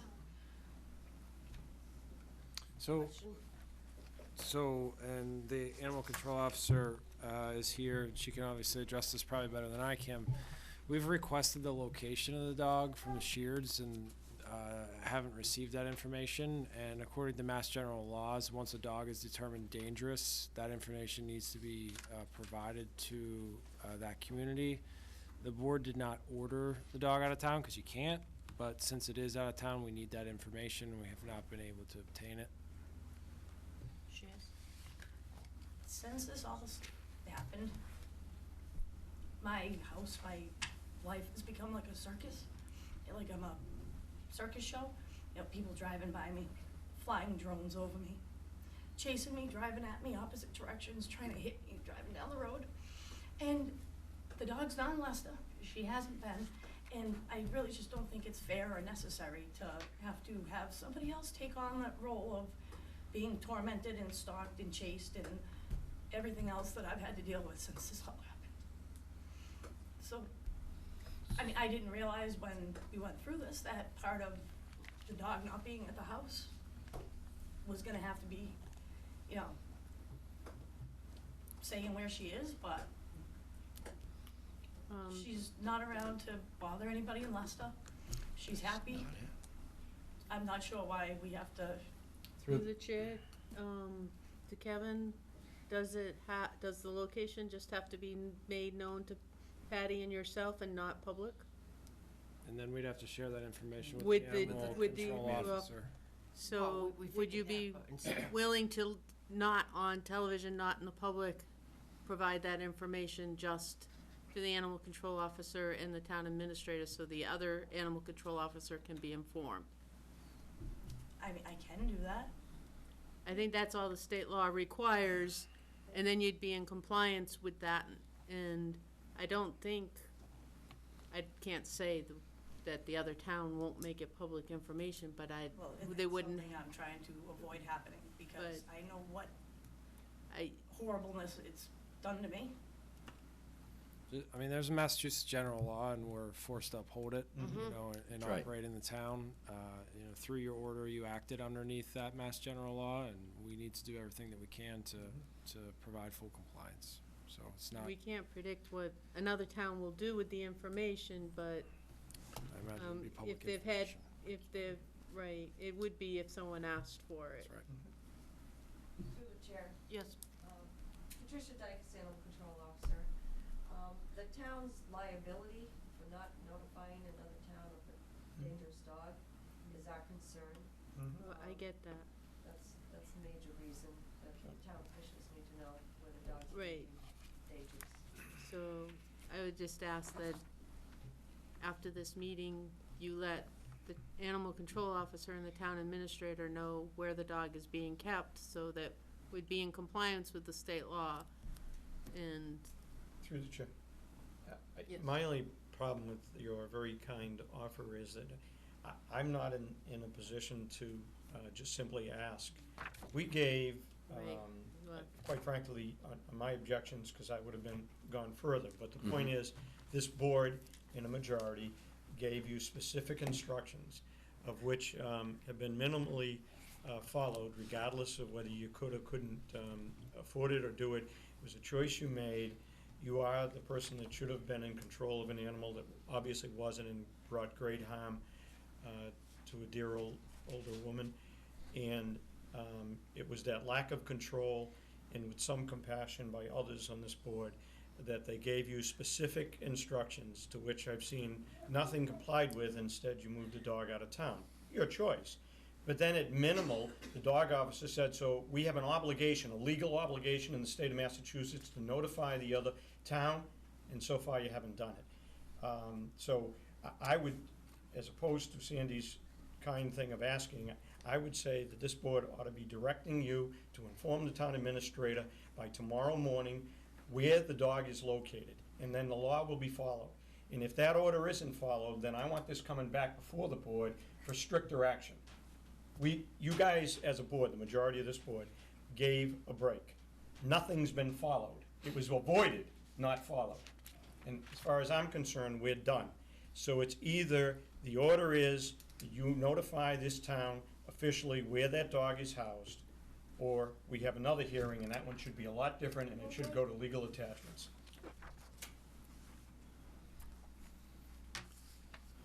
I didn't avoid. I built the line den, and when we were here having this meeting, it was asked if, during the time that it took me to meet the requirements set forth by the board, if there was a place that the dog could be that was not in the town. I don't think that the dog's not in the town. I didn't finish part of the request, and the dog hasn't been back since. Through, That, Interject right now, I brought a couple pictures at the time of our visit. Not only did this line den get constructed, but it is not what the board ordered. It is a kennel with sides and a roof. And but the construction that was stated in the law was not met. Just so you're aware. it had to have a floor and a, oh, sorry, go ahead. Okay, so you were asked, and we need to know if you're gonna do this, you were asked if you would let the town administrator know tomorrow morning, 9 o'clock, by 9 o'clock. by 9 o'clock, where the dog is, so we can follow our legal obligations. We have legal obligations that we have to follow. And that is to notify the animal control person of the city or town where that dog is reside right now. Do you understand that? Yes, Okay, will you do that? yes. Okay, that's what I need to know, all right? Through the chair. And if she doesn't, where do we go from there, if I may Follow ask? the legal extent of the law. I'm sure she'll do it. There would be another hearing, and we would have our town council here, and we would exercise all of Massachusetts general laws Right. that will be and could be criminal. So, one step at a time. Give the opportunity, Thank you. that's as far as I would go here. Through the chair. Okay, I'm glad that you said that, because I remember that meeting when you were in here, and it was a very heated night. It was very difficult, and the vote was also very close to give you and your dog an opportunity to straighten things out. There was nothing in here related to this letter from your husband stating, seeing the dog isn't in town, we don't feel it applies. You have to be understood, okay? You have to understand us, okay? And it's not personal. We are guided by laws, okay? We have to follow those laws. We are not right now in compliance with those laws because you didn't follow the letter of the law. So you need to take what Diana said seriously. You said, yes, you will. Don't delay, because I don't believe that the patience of the members of this board will last if you don't, okay? And I'm not, I'm just so you know, understand. on those papers, since you have them there, did it state a particular time frame that all of those? If you want to argue that case. Oh, no, I then wasn't, I'm not, Okay, no, then I was let's just asking if it let's did. get the location of the dog and be done with it. Oh, yeah, no, I'm 'cause not, You'll lose that all I day just, long. okay, I wasn't being. Okay, so I have Thank the you. word that you're gonna get a hold of Kevin by 9 o'clock tomorrow morning. You can go tell them in the Okay. hallway right now if you want. Absolutely. I Tell would them. say just do it tonight. Yeah. Okay. I would take a 5-minute break. They've said. Second. Pat can do it? I can take care of it. Okay. They've tried to communicate with me several times, no response, so why she's. Thank you. Agreed. Okay, Okay, Go ahead, Pat. you go ahead and talk to Patty. so we're doing it now. I prefer she just gives the information to Kevin. All right, so let's. Okay.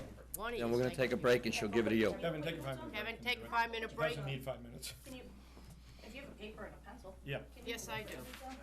Kevin.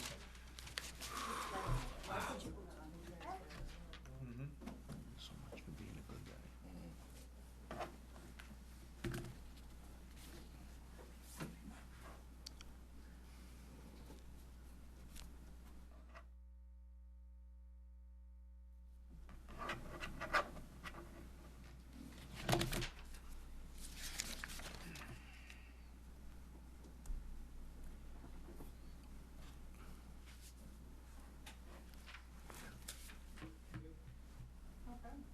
Thank you. We all set? Yep. You are all set.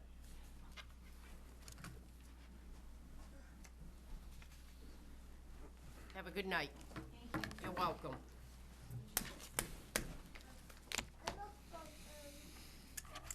Okay, let's get back to the agenda items. Next on the agenda is the Eagle Scout ceremony. Through the chair. Yep.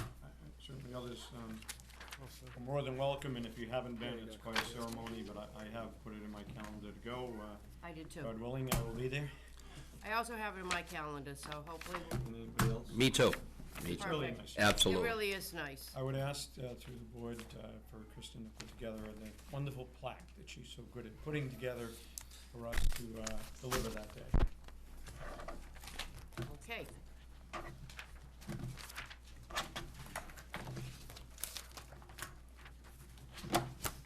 Next on the agenda, number 3. Let's start going through them. Yeah, this is a moving target. Okay, we have resignation of, I, Mary Ring, will be resigning as a registrar on December 31st, 2015. I would like to thank the Board of Registrars and the Selectmen for the opportunity to serve as a registrar for the town of Leicester since July of 2002. I enjoy my time as a registrar, however, circumstances have changed and I cannot continue. Please accept this letter of my resignation. Respectfully submitted, Mary Ring. Motion to accept and send a letter of thanks. All those in favor? Aye. Done. Through the chair, related to that, Kevin, I don't remember which ones are which, but the board is generally made up of somebody from a particular party, somebody from the other party, a either-or, and the town clerk. So however that is, if you would check that out, and, because generally, I can tell you from the Democratic Party, when the Democrat stepped down, we sent a notice to Democratic Town Committee asking for recommendations. I think Mary was an either-or. Okay, I'll have to check into that, So, because yeah, whatever the process is. I'm sure you've seen it, but there is a suggestion for an appointment for the Board of Registrars to refill that, and I would have to. I just want to be sure that was fine. I don't know if it Yeah. was, so I can't. I don't either. I might have to ask the board to Yep. wait on the nomination at this point then. Yep. Yeah, I thought Mary was the Democrat. No. Then Linda Roden must be. Linda is the Democrat, and Lenny was the Republican, so I'm thinking she was the either-or, and I just don't want to favor one side or another on Right. top of. That's all, whatever it is, it is. Oh, Was Republican. I apologize, yeah, the recommendation came from the Leicester Republican Town Committee. Right. So, I check We can that do that. again, I believe that's how Lenny got there, so we can do that. just without stepping on toes. I would also like to open it up to the community at large. See, if it ends up being the either-or, and Sure. not appoint someone without giving other people a chance to apply. Fair enough. Okay. And is that designation bylaw mandated? Yes. Okay. Well, no, I think it's state law, isn't it? I don't know. I think the state elections law commissions Yeah. are created by, Okay. through the Secretary of State's office. that it has to Again, I would be a just follow it. mix. Yeah. Next on the agenda is Jasmine Ranha. She wants to be appointed to the bylaw committee.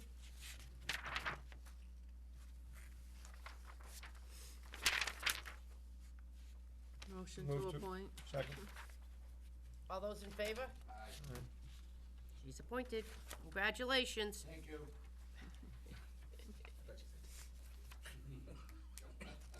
Next on the agenda is from Highway Superintendent Thomas Wood, filling vacancy of light equipment operator. Tom recommends Mr. Derek Bennon move up to the light equipment operator position. This will fill the vacancy that was created when Mr. Navaroli resigned a few weeks ago. So moved. Second. All those in Question- favor? Well, question, he's currently on the highway, correct, in yeah. what position? He is, One of those general ones. yeah, I believe just a truck driver, yeah. Okay, so, and he has all the licenses to do whatever this one does? That's correct, yeah. Okay. He has to, Didn't he also part mechanic too? yeah, I think so, but his official job position title would be truck matters, driver, right? yeah. Okay. Next on the, You didn't all vote. those in favor? Aye. Sorry for interrupting. Next on the agenda is the truck driver. Again, Highway Superintendent Tom Woods' recommendation. It was advertised in the Worcester Telegram and Gazette, also posted on the town's website for a truck driver position. They received 10 applications, of which 5 applicants were interviewed by the town of Oxford and Spencer DPW managers and Mr. Woods himself. The top 3 applicants were from Leicester and recommended you use this list for the next full year of hiring if needed. We have, And I would, go ahead. if I could, I would just suggest that we identify the candidate that's ranked in number 1. Normally, these don't go out ahead. this far and wide, so Mr. Blue, I believe you would pronounce it, from Cherry Valley, is the recommendation for filling a position at this time. Move to appoint with the usual conditions of vesting and so on. Second. And for the record, that was David Blue, to Tate Street in Cherry Valley. And if any additional openings happen, that Michael McCormick be the next appointed person and James Jessing the one after that, per the recommendation of the superintendent. But I think we'd have to vote those individually, that's why I didn't say it. But I it thought- means he doesn't have to re-advertise the position. If they're available based on this. This is what we've done in years past. I guess. Yeah, I'm not familiar with that. I didn't know that's what he was trying to accomplish. That's why he worded it that way. He's done it in the past when he thought he'd have more than one opening. If the budget changes or someone else resigns within a year, that's what Right, we've that's done in what, the that's what he's got past. here. The top 3 applicants were from Leicester and recommended you use this list for the next full year of hiring if needed. If you need to investigate, then I'll Yeah. withdraw my amendment, and we'll just go I would- with the one I would- appointment I and would just address it later. Yeah, I would just suggest that we revisit it at the time, especially I would for a use number that of as- reasons. Yeah, I would use that as every consideration when we do it, but we don't know, if it were 6 months from now and you had someone 10 times more qualified and all of a sudden Tom wants that one instead, I'd rather not be committed, but I certainly would use it as a strong guide. We've done it, you're right, we've done it before. If it's a month from now, it's gonna be real easy. If it's 6 months from now, it might be a different discussion. Right. I think it's fair enough. I agree with you in principle. Okay, so the motion is, For the- Keep taking the name here, for David Blue. Second. all those in favor? Aye. Aye, done.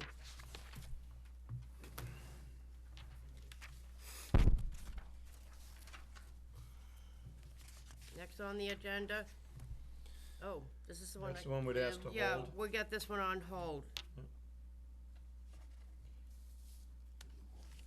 Okay.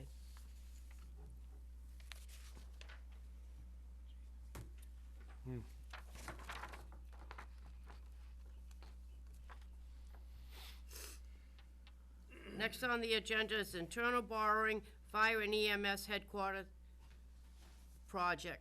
Kevin, I'm giving this to you. Sure. Given the cash flow of, the cash needs of the project, in the near term, the major expenditure that we need to incur for the project would be the acquisition of 1 Paxton Street, and this will come well in advance of the actual project construction start date. So in order to minimize the need to borrow externally and incur interest costs, we're requesting the board authorize an internal borrowing of $355,000 for the purposes of acquiring 1 Paxton Street, should a purchase and sales agreement be executed. Motion to approve and have the board sign, or is it the board or It's the the board, yep. board sign? Yeah. Do you have a second? Second. Okay, under discussion, of course. Is this 355,000 part of the 6.75 million, or is that separate Eventually it will be, eventually? but in order to. But we have people, so I want them to know Yep. why we're taking this out. So, So we're doing an internal borrowing. We're borrowing against our own bottom line in our checking account until we go out and access the general obligation bond market. So the total project cost hasn't changed at all. It's just we're being creative with the funding that we use so that we can minimize the overall cost of the town. And so this amount will go back into the free cash once we That's right. get the loan out? That's Okay. right. I hope everybody understood that. Thank you, Kevin. Sure. This money is for, The acquisition of 1 Paxton Street. okay, so that's the cost. That's right. Okay. Yep. All those in favor? Aye. Thank you. Oh, we have to sign it. It's right there.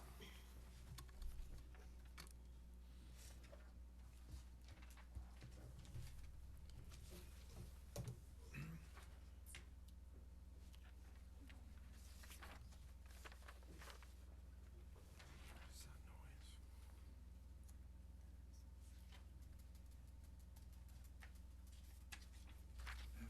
Coming down.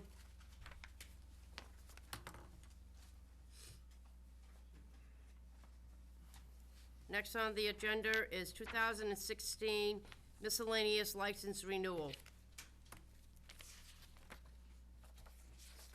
So through the chair, if I could turn it over to Kristen and she'll provide you Absolutely. update on the licensing. So what you have before you is the second batch of our licensing renewals that have come in, split into the common victular miscellaneous licenses on the first page, and then on the back, the vehicle licenses. These have all been checked. None of these businesses owe taxes. Good job. Entertain a motion. Move to renew as proposed in our hands. All those in favor? Aye. Done. Kristen, good job on chasing a lot of folks and reminding them of their need to be timely. And I will say that she's done a great job. We've collected taxes that were due for several past years, through this process. So it's the mechanism that you all envisioned and is in the bylaws working. Very good.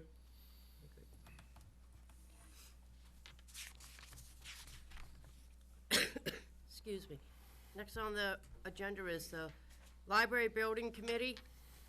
The Library Building Committee is authorized to oversee to completion the planning, design, and construction of the renovation and expansion of the Leicester Public Library with guidance from the Library Board of Trustees and final approval of the Board of Selectmen and the payments of all charges which can be incurred subject to the appropriation of funds. The committee shall be comprised of 7 members appointed as follows.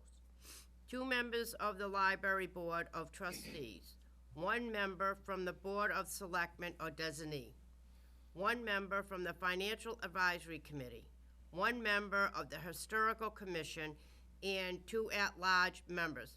The committee will be supported by the library director and town administrator as non-voting ex officio members. So moved. Second.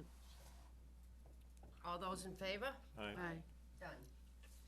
Do we need to appoint the selectman position at this point, or this is one we vote on, right? Because Yeah, if you'd like to. it's- Yep. So it can be a board member or a designee. You're not hearing anybody? I guess I'll take it. Oh, if you want it, go ahead. Well, Tom, if you want to do it? I was gonna say, I'll do that, if you'd like. Okay, Tom. That's fine. Move to appoint Tom. Second. Perfect.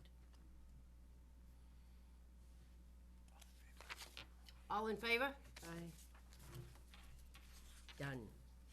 It's gonna double your pay. Linda. Sincarfa. Stop agreement. Sincarfa. Can I just ask a question? The Yep. fire money, there's only 4 lines. You can just sign. one of us not sign? It's a bit, yeah, just sign to the side there. It's just a bizarre old state form.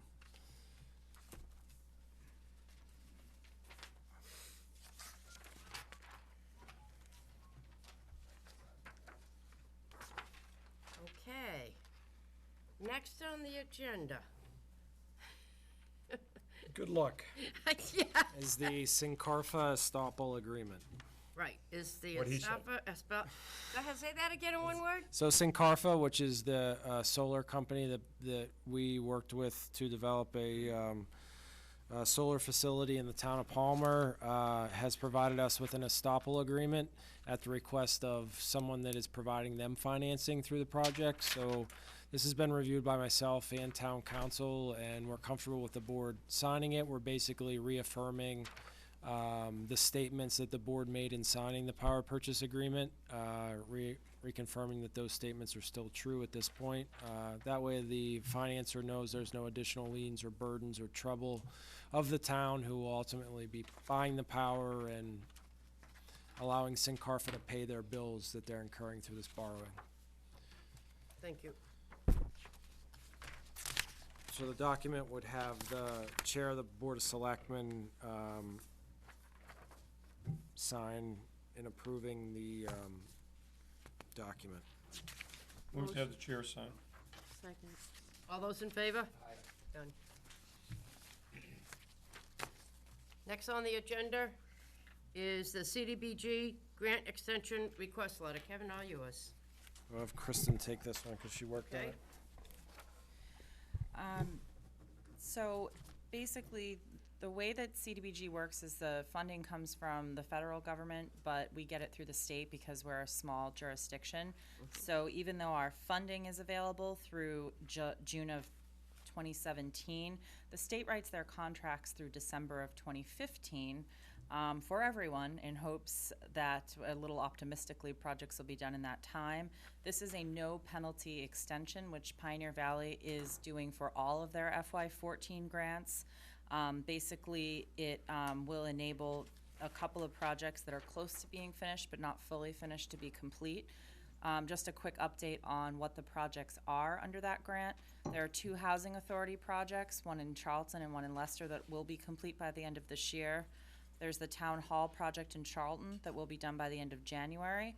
And then basically the main reason for asking for this extension is there's a septic system project that needs to be completed, and obviously this time of year is not appropriate for putting in the septic system. So this anticipates it will be going in the spring. So likely it'll be done even months before June 30th, but that will give us enough time. And like I said, there isn't any penalty for this extension. We are still within our funding period allowed by HUD.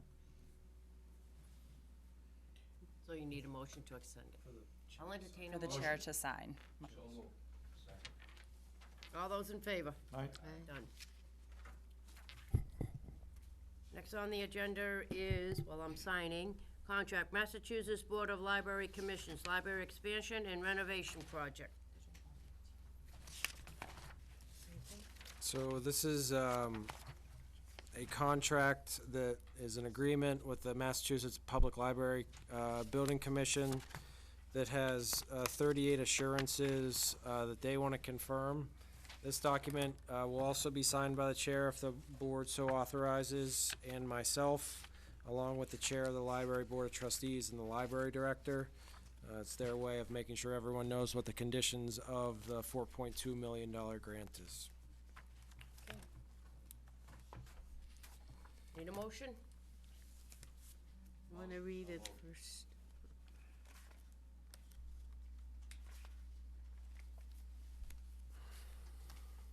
I'm sorry, Tom, did you make a motion? And- Second. Okay. Questions from the board? Need a chance to read it, seeing we just got it tonight. Yeah, that was my fault. I completely missed this one, but need to be timely.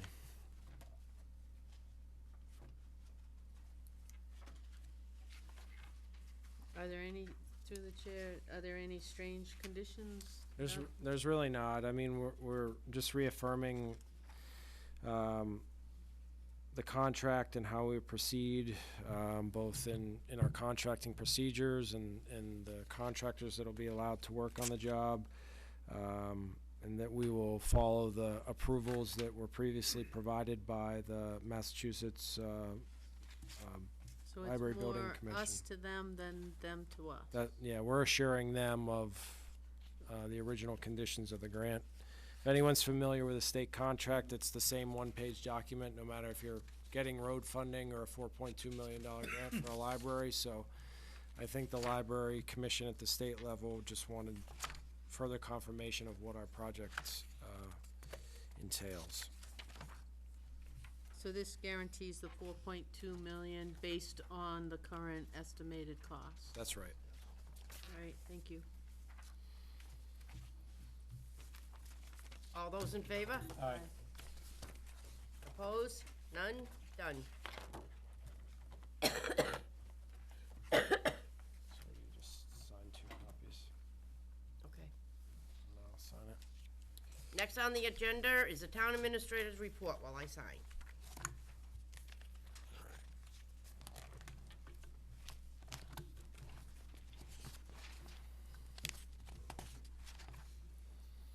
So just a few project updates to start with. We're continuing to make good progress on the energy conservation measures. A lot of work has gone into both the town hall and the school buildings per that program. We've also received confirmation that the town has achieved or demonstrated that we can achieve $50,000 in rebates for the exterior lighting upgrades from National Grid through their incentive project. That was our hope through the design of this project, and National Grid has confirmed that as long as we install to their specifications, which we certainly will do. And that grant or reimbursement should come in this fiscal year, and then actually what we'll do is appropriate it out at a later time into the operating budget to help us offset our borrowing payment in the first year. So it allows us to prepay and quickly pay off some of the principal of that lease purchase agreement. On the fire and EMS project update, we signed an option agreement with 1 Paxton Street to acquire that property, and the final purchase and sales will be signed in conjunction with the purchase and sales agreement for 3 Paxton Street, which is owned by Becker College, and we have an agreement with them for $1 for that property, and the right of first refusal on the town hall. We also had what I think was a good public information session to update the community on the project. Town hall renovations, and this is something that I want to... On that Sure. one, just, Yep. I gotta say, the idea that this board has worked on and that Kevin has carried out on this public information, first of all, they're better attended than I ever dared hope, and they, regardless of how people seem to have come in, as human nature will do, with maybe some legitimate concerns into preconceived notions, they leave with facts, and they, to my mind, I looked at them, they seem very satisfied, and again, this is my neighborhood, they seemed, I couldn't ask for something better in government on how this is going about, both through this board and Kevin, through your office, on how it's done, so I just wanted to not let that opportunity pass. It's important. Sometimes we do things that almost seem like, why are we doing this, and put ourselves in certain situations. It's important, and it was well received. Thank you. Thank you. On the town hall renovations project, I want to share a couple things with the board. I'm kind of lumping a little bit into my report that I normally don't, but so we've come to a place with the community development block grant funding where we've done a lot of design work for this building and designed an elevator and some other handicap accessibility improvements that are much needed. And at this point in time, the estimated cost for just the elevator improvements itself is about $590,000. So through our partnership with the town of Charlton, the plan is and was, or is/was, to move forward with a community development block grant application for the February 15th deadline for that program. In having a conversation at CMRPC, who would be supporting us in those efforts last week,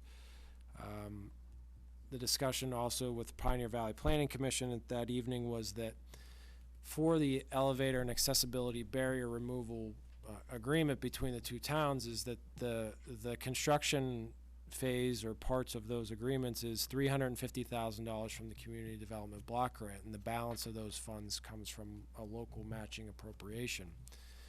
So at this point in time, we would have to come up with $240,000 prior to February 15th in order to be able to satisfy the requirements of that Community Development Block Grant application.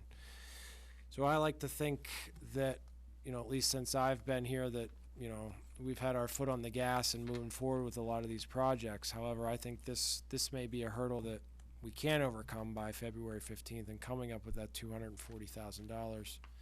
We have about $630,000 remaining in our free cash balance, and we've done a borrowing against that, borrowing authorization against that we could quickly finance, and so I don't want you to be concerned about that if we needed the funds, but given the other upcoming capital needs and other demands on that free cash and setting some aside to be prudent,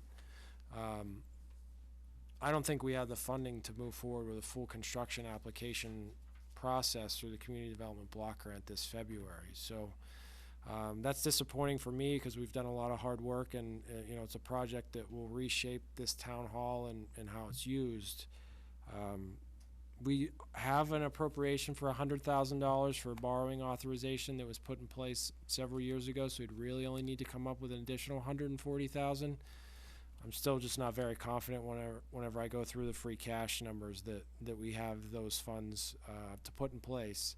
Now, certainly, if we have a discussion about not funding any other capital projects for the town and using that borrowing authorization, then we can, you know, may be able to get there. But through the chair, I know you're struggling with this, Kevin. Yep. I don't want to give it up. So I would wonder if the classic thinking out of the box here. In addition to the service and improvements to the building, the other improvement is moving the superintendent's office to the top floor. Mm-hmm. That's a net gain to the schools and a positive for the total community. After that's done, we would then sell the building on Main Street, which will render at least the amount of money you need, the difference. Any thought to maybe seeing if borrowing from ourselves, that is perhaps through the school department, with the pledge of they get the revenue when we sell the building, or something to that effect? Because it really would, we've put this off for a long time. We had the enthusiasm, the excitement, and quite frankly, the efficiencies we need now. So I'm just thinking out loud, and I know obviously it'd be time for you to explore it and also explore the legalities, but we have borrowed from ourselves before. For those who don't know, we even in the sense of the stabilization fund, we borrowed it and pledged the money back to that. So even that thing, to take it and say it out loud, not hide from it, make the pledge, make the vote contingent upon when it's sold, it's put back to stabilization, or it's put back to the school department, or wherever we can come up with it. So all I'm doing, it's almost like the reverse mortgage theory in a way. We're taking advantage of, we need the money now, but we're using the asset of the building and pledging it towards the money. So just now, that this is not a thoroughly thought through, but I throw you the ball for food for thought. I don't know what anybody else thinks. That's off the top of this poor old brain. Like that. I hate to give up on it. Mm-hmm. Yeah, I really don't want to give up on it. No, if we hard this can, far. yeah, it's been put off way too long. Is that and feasible? moving Maybe the that's what I need to school know. department is. I would think we've done that in the past for a couple other things. It's just, my only question is if we do it to stabilization, does that require a town meeting vote? We need the town meeting vote to appropriate any of the funding, even if we used all free cash. So we've got to, we'd have to be there before the end of January. Yeah. So is it feasible? When you, I mean, we need to, I need to explore a few things, including insurance real estate normally comes in as a receipts reserved, and it can only be used for certain types of projects. So I need to see if we can repay ourselves, but certainly can do that. We'll look into it. It's a great idea. I didn't think of that, but thank you. That's why you give me the big bucks. That's true. I concur with your comment that we had our foot on the gas. We have an awful lot going on, okay? And in the fear of not having all of that money and telling capital planning, we're done, there's nothing, and reverting back to a few years back, is not something we want to do. No. So I get it. But who knows, maybe it's an option, something you can come back to us with. Okay, we'll do that at the next meeting. We'll explore that further. Thank you. All right, now we'll do the board reports. Tom? Is he done? He didn't go to the second page. Yeah, let me, if I could hit a Okay, go couple ahead. more I points. thought you were done. So we did receive capital requests totaling $611,000 for the upcoming planning process, and the capital planning improvement committee met last Thursday to finalize the tool that they're going to use to rank those. The overall 5-year plan is roughly $4.1 million in requests, so we'll work through that with the committee. We had a good meeting, lightly attended, but good meeting for the Economic Development Self-Assessment Tool a couple weeks ago with Northeastern University, and we will wrap that project up in January and February and start to look at creating a action plan for economic development in town. We had a very successful auction, what I would consider a very successful auction of tax foreclosed properties, raising over $180,000 for the town from the sale of foreclosed properties. And I'm also continuing to be pleasantly surprised with the work that's going on through WPI and their comprehensive water study project. And those young professionals are wrapping up their project and will provide a presentation at WPI next week that I'll attend. And then we have already started to look at setting up some dates to make a formal presentation to commissioners in those respective districts and the board potentially for the middle of that week as well. So I'll follow back up with the boards on that. Thank you. Okay, thank you. Mr. Buckley, we'll start with you. Okay, Mrs. Preventure. First thing, I did truly enjoy the Veterans well, not the Veterans, the Thanksgiving dinner over at the Senior Center. Very enjoyable, and it was well attended.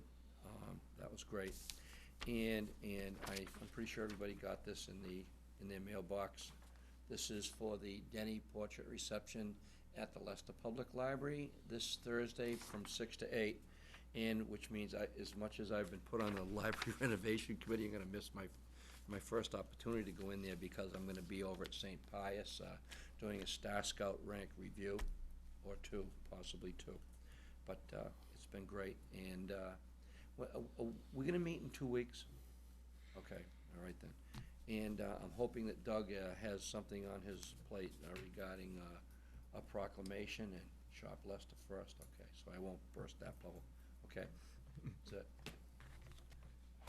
I have a few things, just a comment to the people out there about leaving their trash outside on the street. This week, thanks to Kevin, got something cleaned up from Joe Ham. Made a phone call to get rid of the TV that we kept looking at across the street here for 6 months, literally since June. And there was nothing on. No, nothing on it. Didn't work. Could have plugged it in or something. But and then there was another piece over on Mike Ravelli had taken a desk off the side of the road down over near Conway Drive that was there for at least 2 months. And, you know, somebody put it there for free. This free sign's gone, but it's trash hanging out. So I'd just like to thank both of them for picking that stuff up and taking care of it. Joe Ham made the phone call and got rid of it. And so just about dumping, I guess. Is there anything that we can do about stuff in front of people's houses? Yeah, I mean, we'll just, we'll have to work with that individual property owner. I mean, we don't have a code enforcement policy per se, but we'll just have to, if people identify them, we'll do whatever we can to work with the property owner to get that off the property. Sometimes it can be health, too. Yep. If it's sort of garbage orientated versus hardware, it's easier for the Board of Health to kick in. Yeah, there's no rats coming out of it, so. Out of the TV, you know what I'm saying? Right. That's clean, so yeah, right. Could have had Mickey Mouse on. And the other thing is that, just in touch with State Rep Kate Campanelli, Sheriff Lou Evangelitis, District Attorney Joe Early, and talking about a task force for opiates for Leicester. So just in the process of that. That's all. Sandy? Right, I don't know if everybody knows, but Olympia at Mike's Donuts has retired, and I want to wish her well. She was a huge asset and donated a lot of money and materials and time to the town. And welcome Dippin' Donuts, who's the new owner. Right now, I understand things are going to stay as is. They've maintained all the same staff. And he also has been a great contributor. I know, having been on Founders Day Committee, he's contributed in the past materials for us, bagels and donuts and things like that. And I understand he's done the same for a lot of other organizations. So I want to welcome him to town and let everybody else know that, you know, Mike's is still there. It may change name in the future, but right now there's no plans. I also want to recognize that Cumberland Farms has cleaned up and the sidewalk's almost all set, so those barrels should be coming down soon for the additional parking there. It's looking good. Have to wait till the spring, I think, to see the grass. And I had questions from several people. What's the status of the Eastern Pearl and them opening their business? I haven't seen any notices for them to go before the planning board again and things like that. Is that coming up? They were before the planning board last week and received a conditional approval, subject to some parking requirements, but they wouldn't have to return to the board for that. Okay, so if people want more information, they can Call call the the planning planning board, office. Okay. And the only other thing was, well, Diane's probably gonna mention. Go ahead. I just wanna say, congratulations to Danielle Reeder, who ran the arts craft fair at the high school. It seemed to have gone off pretty well and was well attended.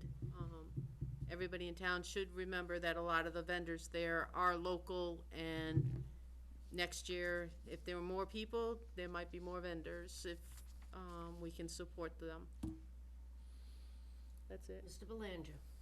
Thank you. Well, let's do the easy one first.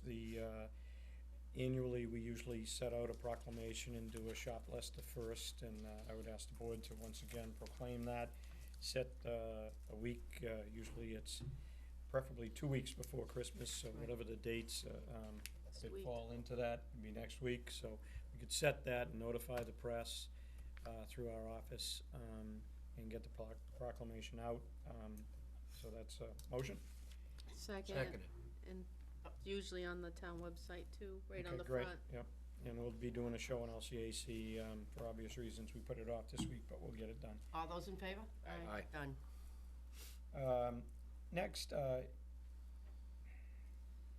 it's hard to say in this day and age the amazing things that are happening with terror to just plain crazy people. But the reality is, the town of Leicester, working with state police and others, did an amazing job at getting weapons off the street with no one being harmed, including the alleged perpetrator.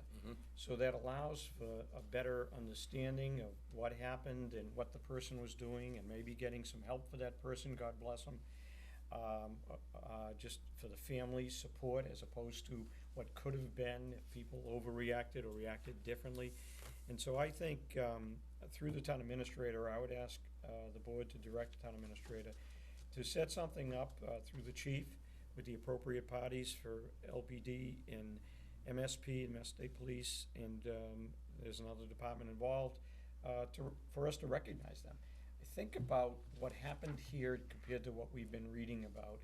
And again, was in Chicago during the Thanksgiving deal and the issues with their police department and alleged overuse, and our department didn't do that. They didn't overreact. They reacted, and they protected us all. But no one got hurt, and they got the alleged perpetrator, seeking help where he belongs, and will go through the process, criminal liability and so on. But the reality is nobody got hurt. So I would just ask that the board direct the town administrator to work with the chief. I don't want to dictate their timeline, but to have that recognition in a formal and proper way, and then notify the press accordingly for that recognition, whatever works best for them. That just should be recognized above and beyond. You know, you always hear about where's a cop when you need one, and in Leicester, we don't have to ask that. No. We know where they are, and they're doing their job. God bless them. So I don't know if we want that as a motion from the whole board or just a direction in the TA. I'm fine with it either way. I'll make it as a motion. Second. All those in favor? Aye. Done. I had heard Sandy mentioned the Cumberland Farms unit. Kevin, any word on if they are going to do anything with the town yet on that last part? It's bigger than I thought, what they're leaving open. I'm a little concerned people use it as a cut across. It's better than it was, so I'll take it. But on the open side that's going to be grass, I would just ask you keep the communications open, that we're willing to maybe work with them through our veterans organizations or whatever for a quiet park or something to that effect, but just to keep the communication open. I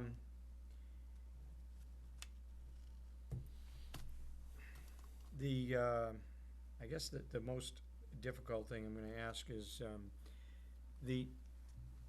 there are rumors around with different issues regarding Becker, and one of the things would be maybe the recognition of what, as the current deal is negotiated with our town administrator and Becca, that I would ask the board to, by way of a motion, to have the town administrator work on recognizing the deal as it's structured with $1 and the right of first refusal, and that we plan on, through the fire station committee, to have them recognized and be part of that plaque program, and that we do it, we make that recognition tonight. Regardless of rumors and other things, part of their structure as a business, educational facility as it is, it's a business, the positive recognition, I think would do well for all of us. So that's my motion. Second. All those in favor? Aye. Done. And then lastly, just a moment, you've mentioned everything. Earlier we had a moment of silence, but a special moment, thought, and prayers that we would send out to Mrs. Paquette, and losing Mrs. Paquette, and to her family. The family's always been involved with us and supported us as a community, and she was just a sweetheart. And I would just like to recognize her for that, the family. Glad you did. That's it, thank you. Okay. I have a couple of things. The Thanksgiving dinner for Mike Moore and all the volunteers. I just want to say thank you to all the volunteers, all of yous. It went over well, and people were happy, so I just wanted to make sure I said that. Mike's Donuts, as Sandy mentioned, is under new owners, and Olympia did a great job. She also supported the Leicester Lions for their Halloween candy. I know a lot of people don't know this, but Mike's Donuts from day one has always donated the candy to the Lions. So a lot of people I know didn't know that. And the entertainment. And the entertainment. The entertainment every year. Yep. So, just wanted to say thank you, Olympia, for all the great work you did, keeping Mike's Donuts going, and I hope you have a great retirement. Danielle Reeder, the Arts and Craft Fair went very good. I've heard really good comments on it. The weather was great for it. People were happy. So, great job. See you next year. All right, and Doug, you already mentioned what I was gonna mention, so I'll cross that off as far as our police officers and Jim Hurley's group doing a well job. That was really wonderful that no one got hurt, and we're grateful. A couple other things is Bean Square. Paul Fontaine is the one, that, and I know everybody noticed the new lights and everything, but Paul Fontaine is the one that actually fixed all the fixtures out of his own pocket, all the lights, everything. And I just want to recognize him and say thank you, Paul, for doing that. It was brought to my attention, and I just want to give you kudos. We should send a letter from the board. Absolutely. There you go. The other thing that I want to mention tonight is the medals. Okay? Robert Engel, he is the executive director there. And I had a meeting there, okay, with the Leicester Business Association, and I got to talk to him after the meeting. And I just want to tell you a couple of things that the Meadows has been doing, being involved in the community. Okay, this is from Robert. We believe that it's very important to be an active member of our community. And here's what they've done for the past year. During the past year, we have brought meals to the fire department and police department on holidays. Residents Council has raised funds for both the library renovation project and Hearts for Heat. The facility sponsored a Red Cross blood drive in hopes to hold them here quarterly. The campus sponsored a community health fair.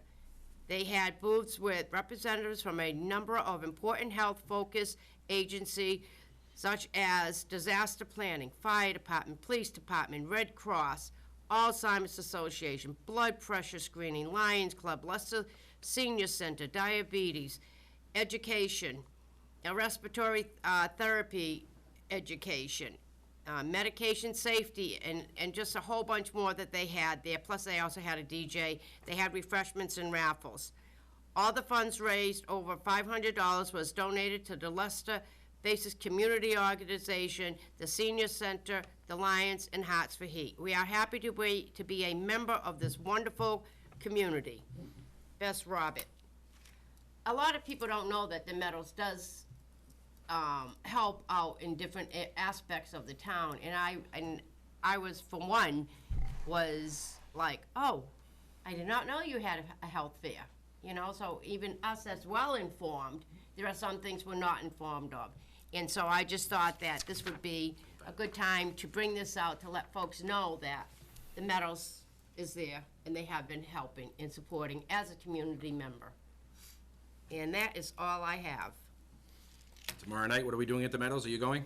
We are singing at the Meadows tomorrow night, Christmas caroling. Yes, I am. Yes, we are. Motion to adjourn. No. Harry and I. No, we have minutes. We have minutes and So exam. we're off course, by the way. Mm-hmm. Okay, so, next on the agenda is the minutes for November 2nd, 2015. Move to approve. And the 9th and the 16th, they're all. Want to do them all at once? Sure. Okay. Oh, second. For November 2nd, November 9th, and November 16th. All in favor? Aye. Okay, we have an exec? Oh, good.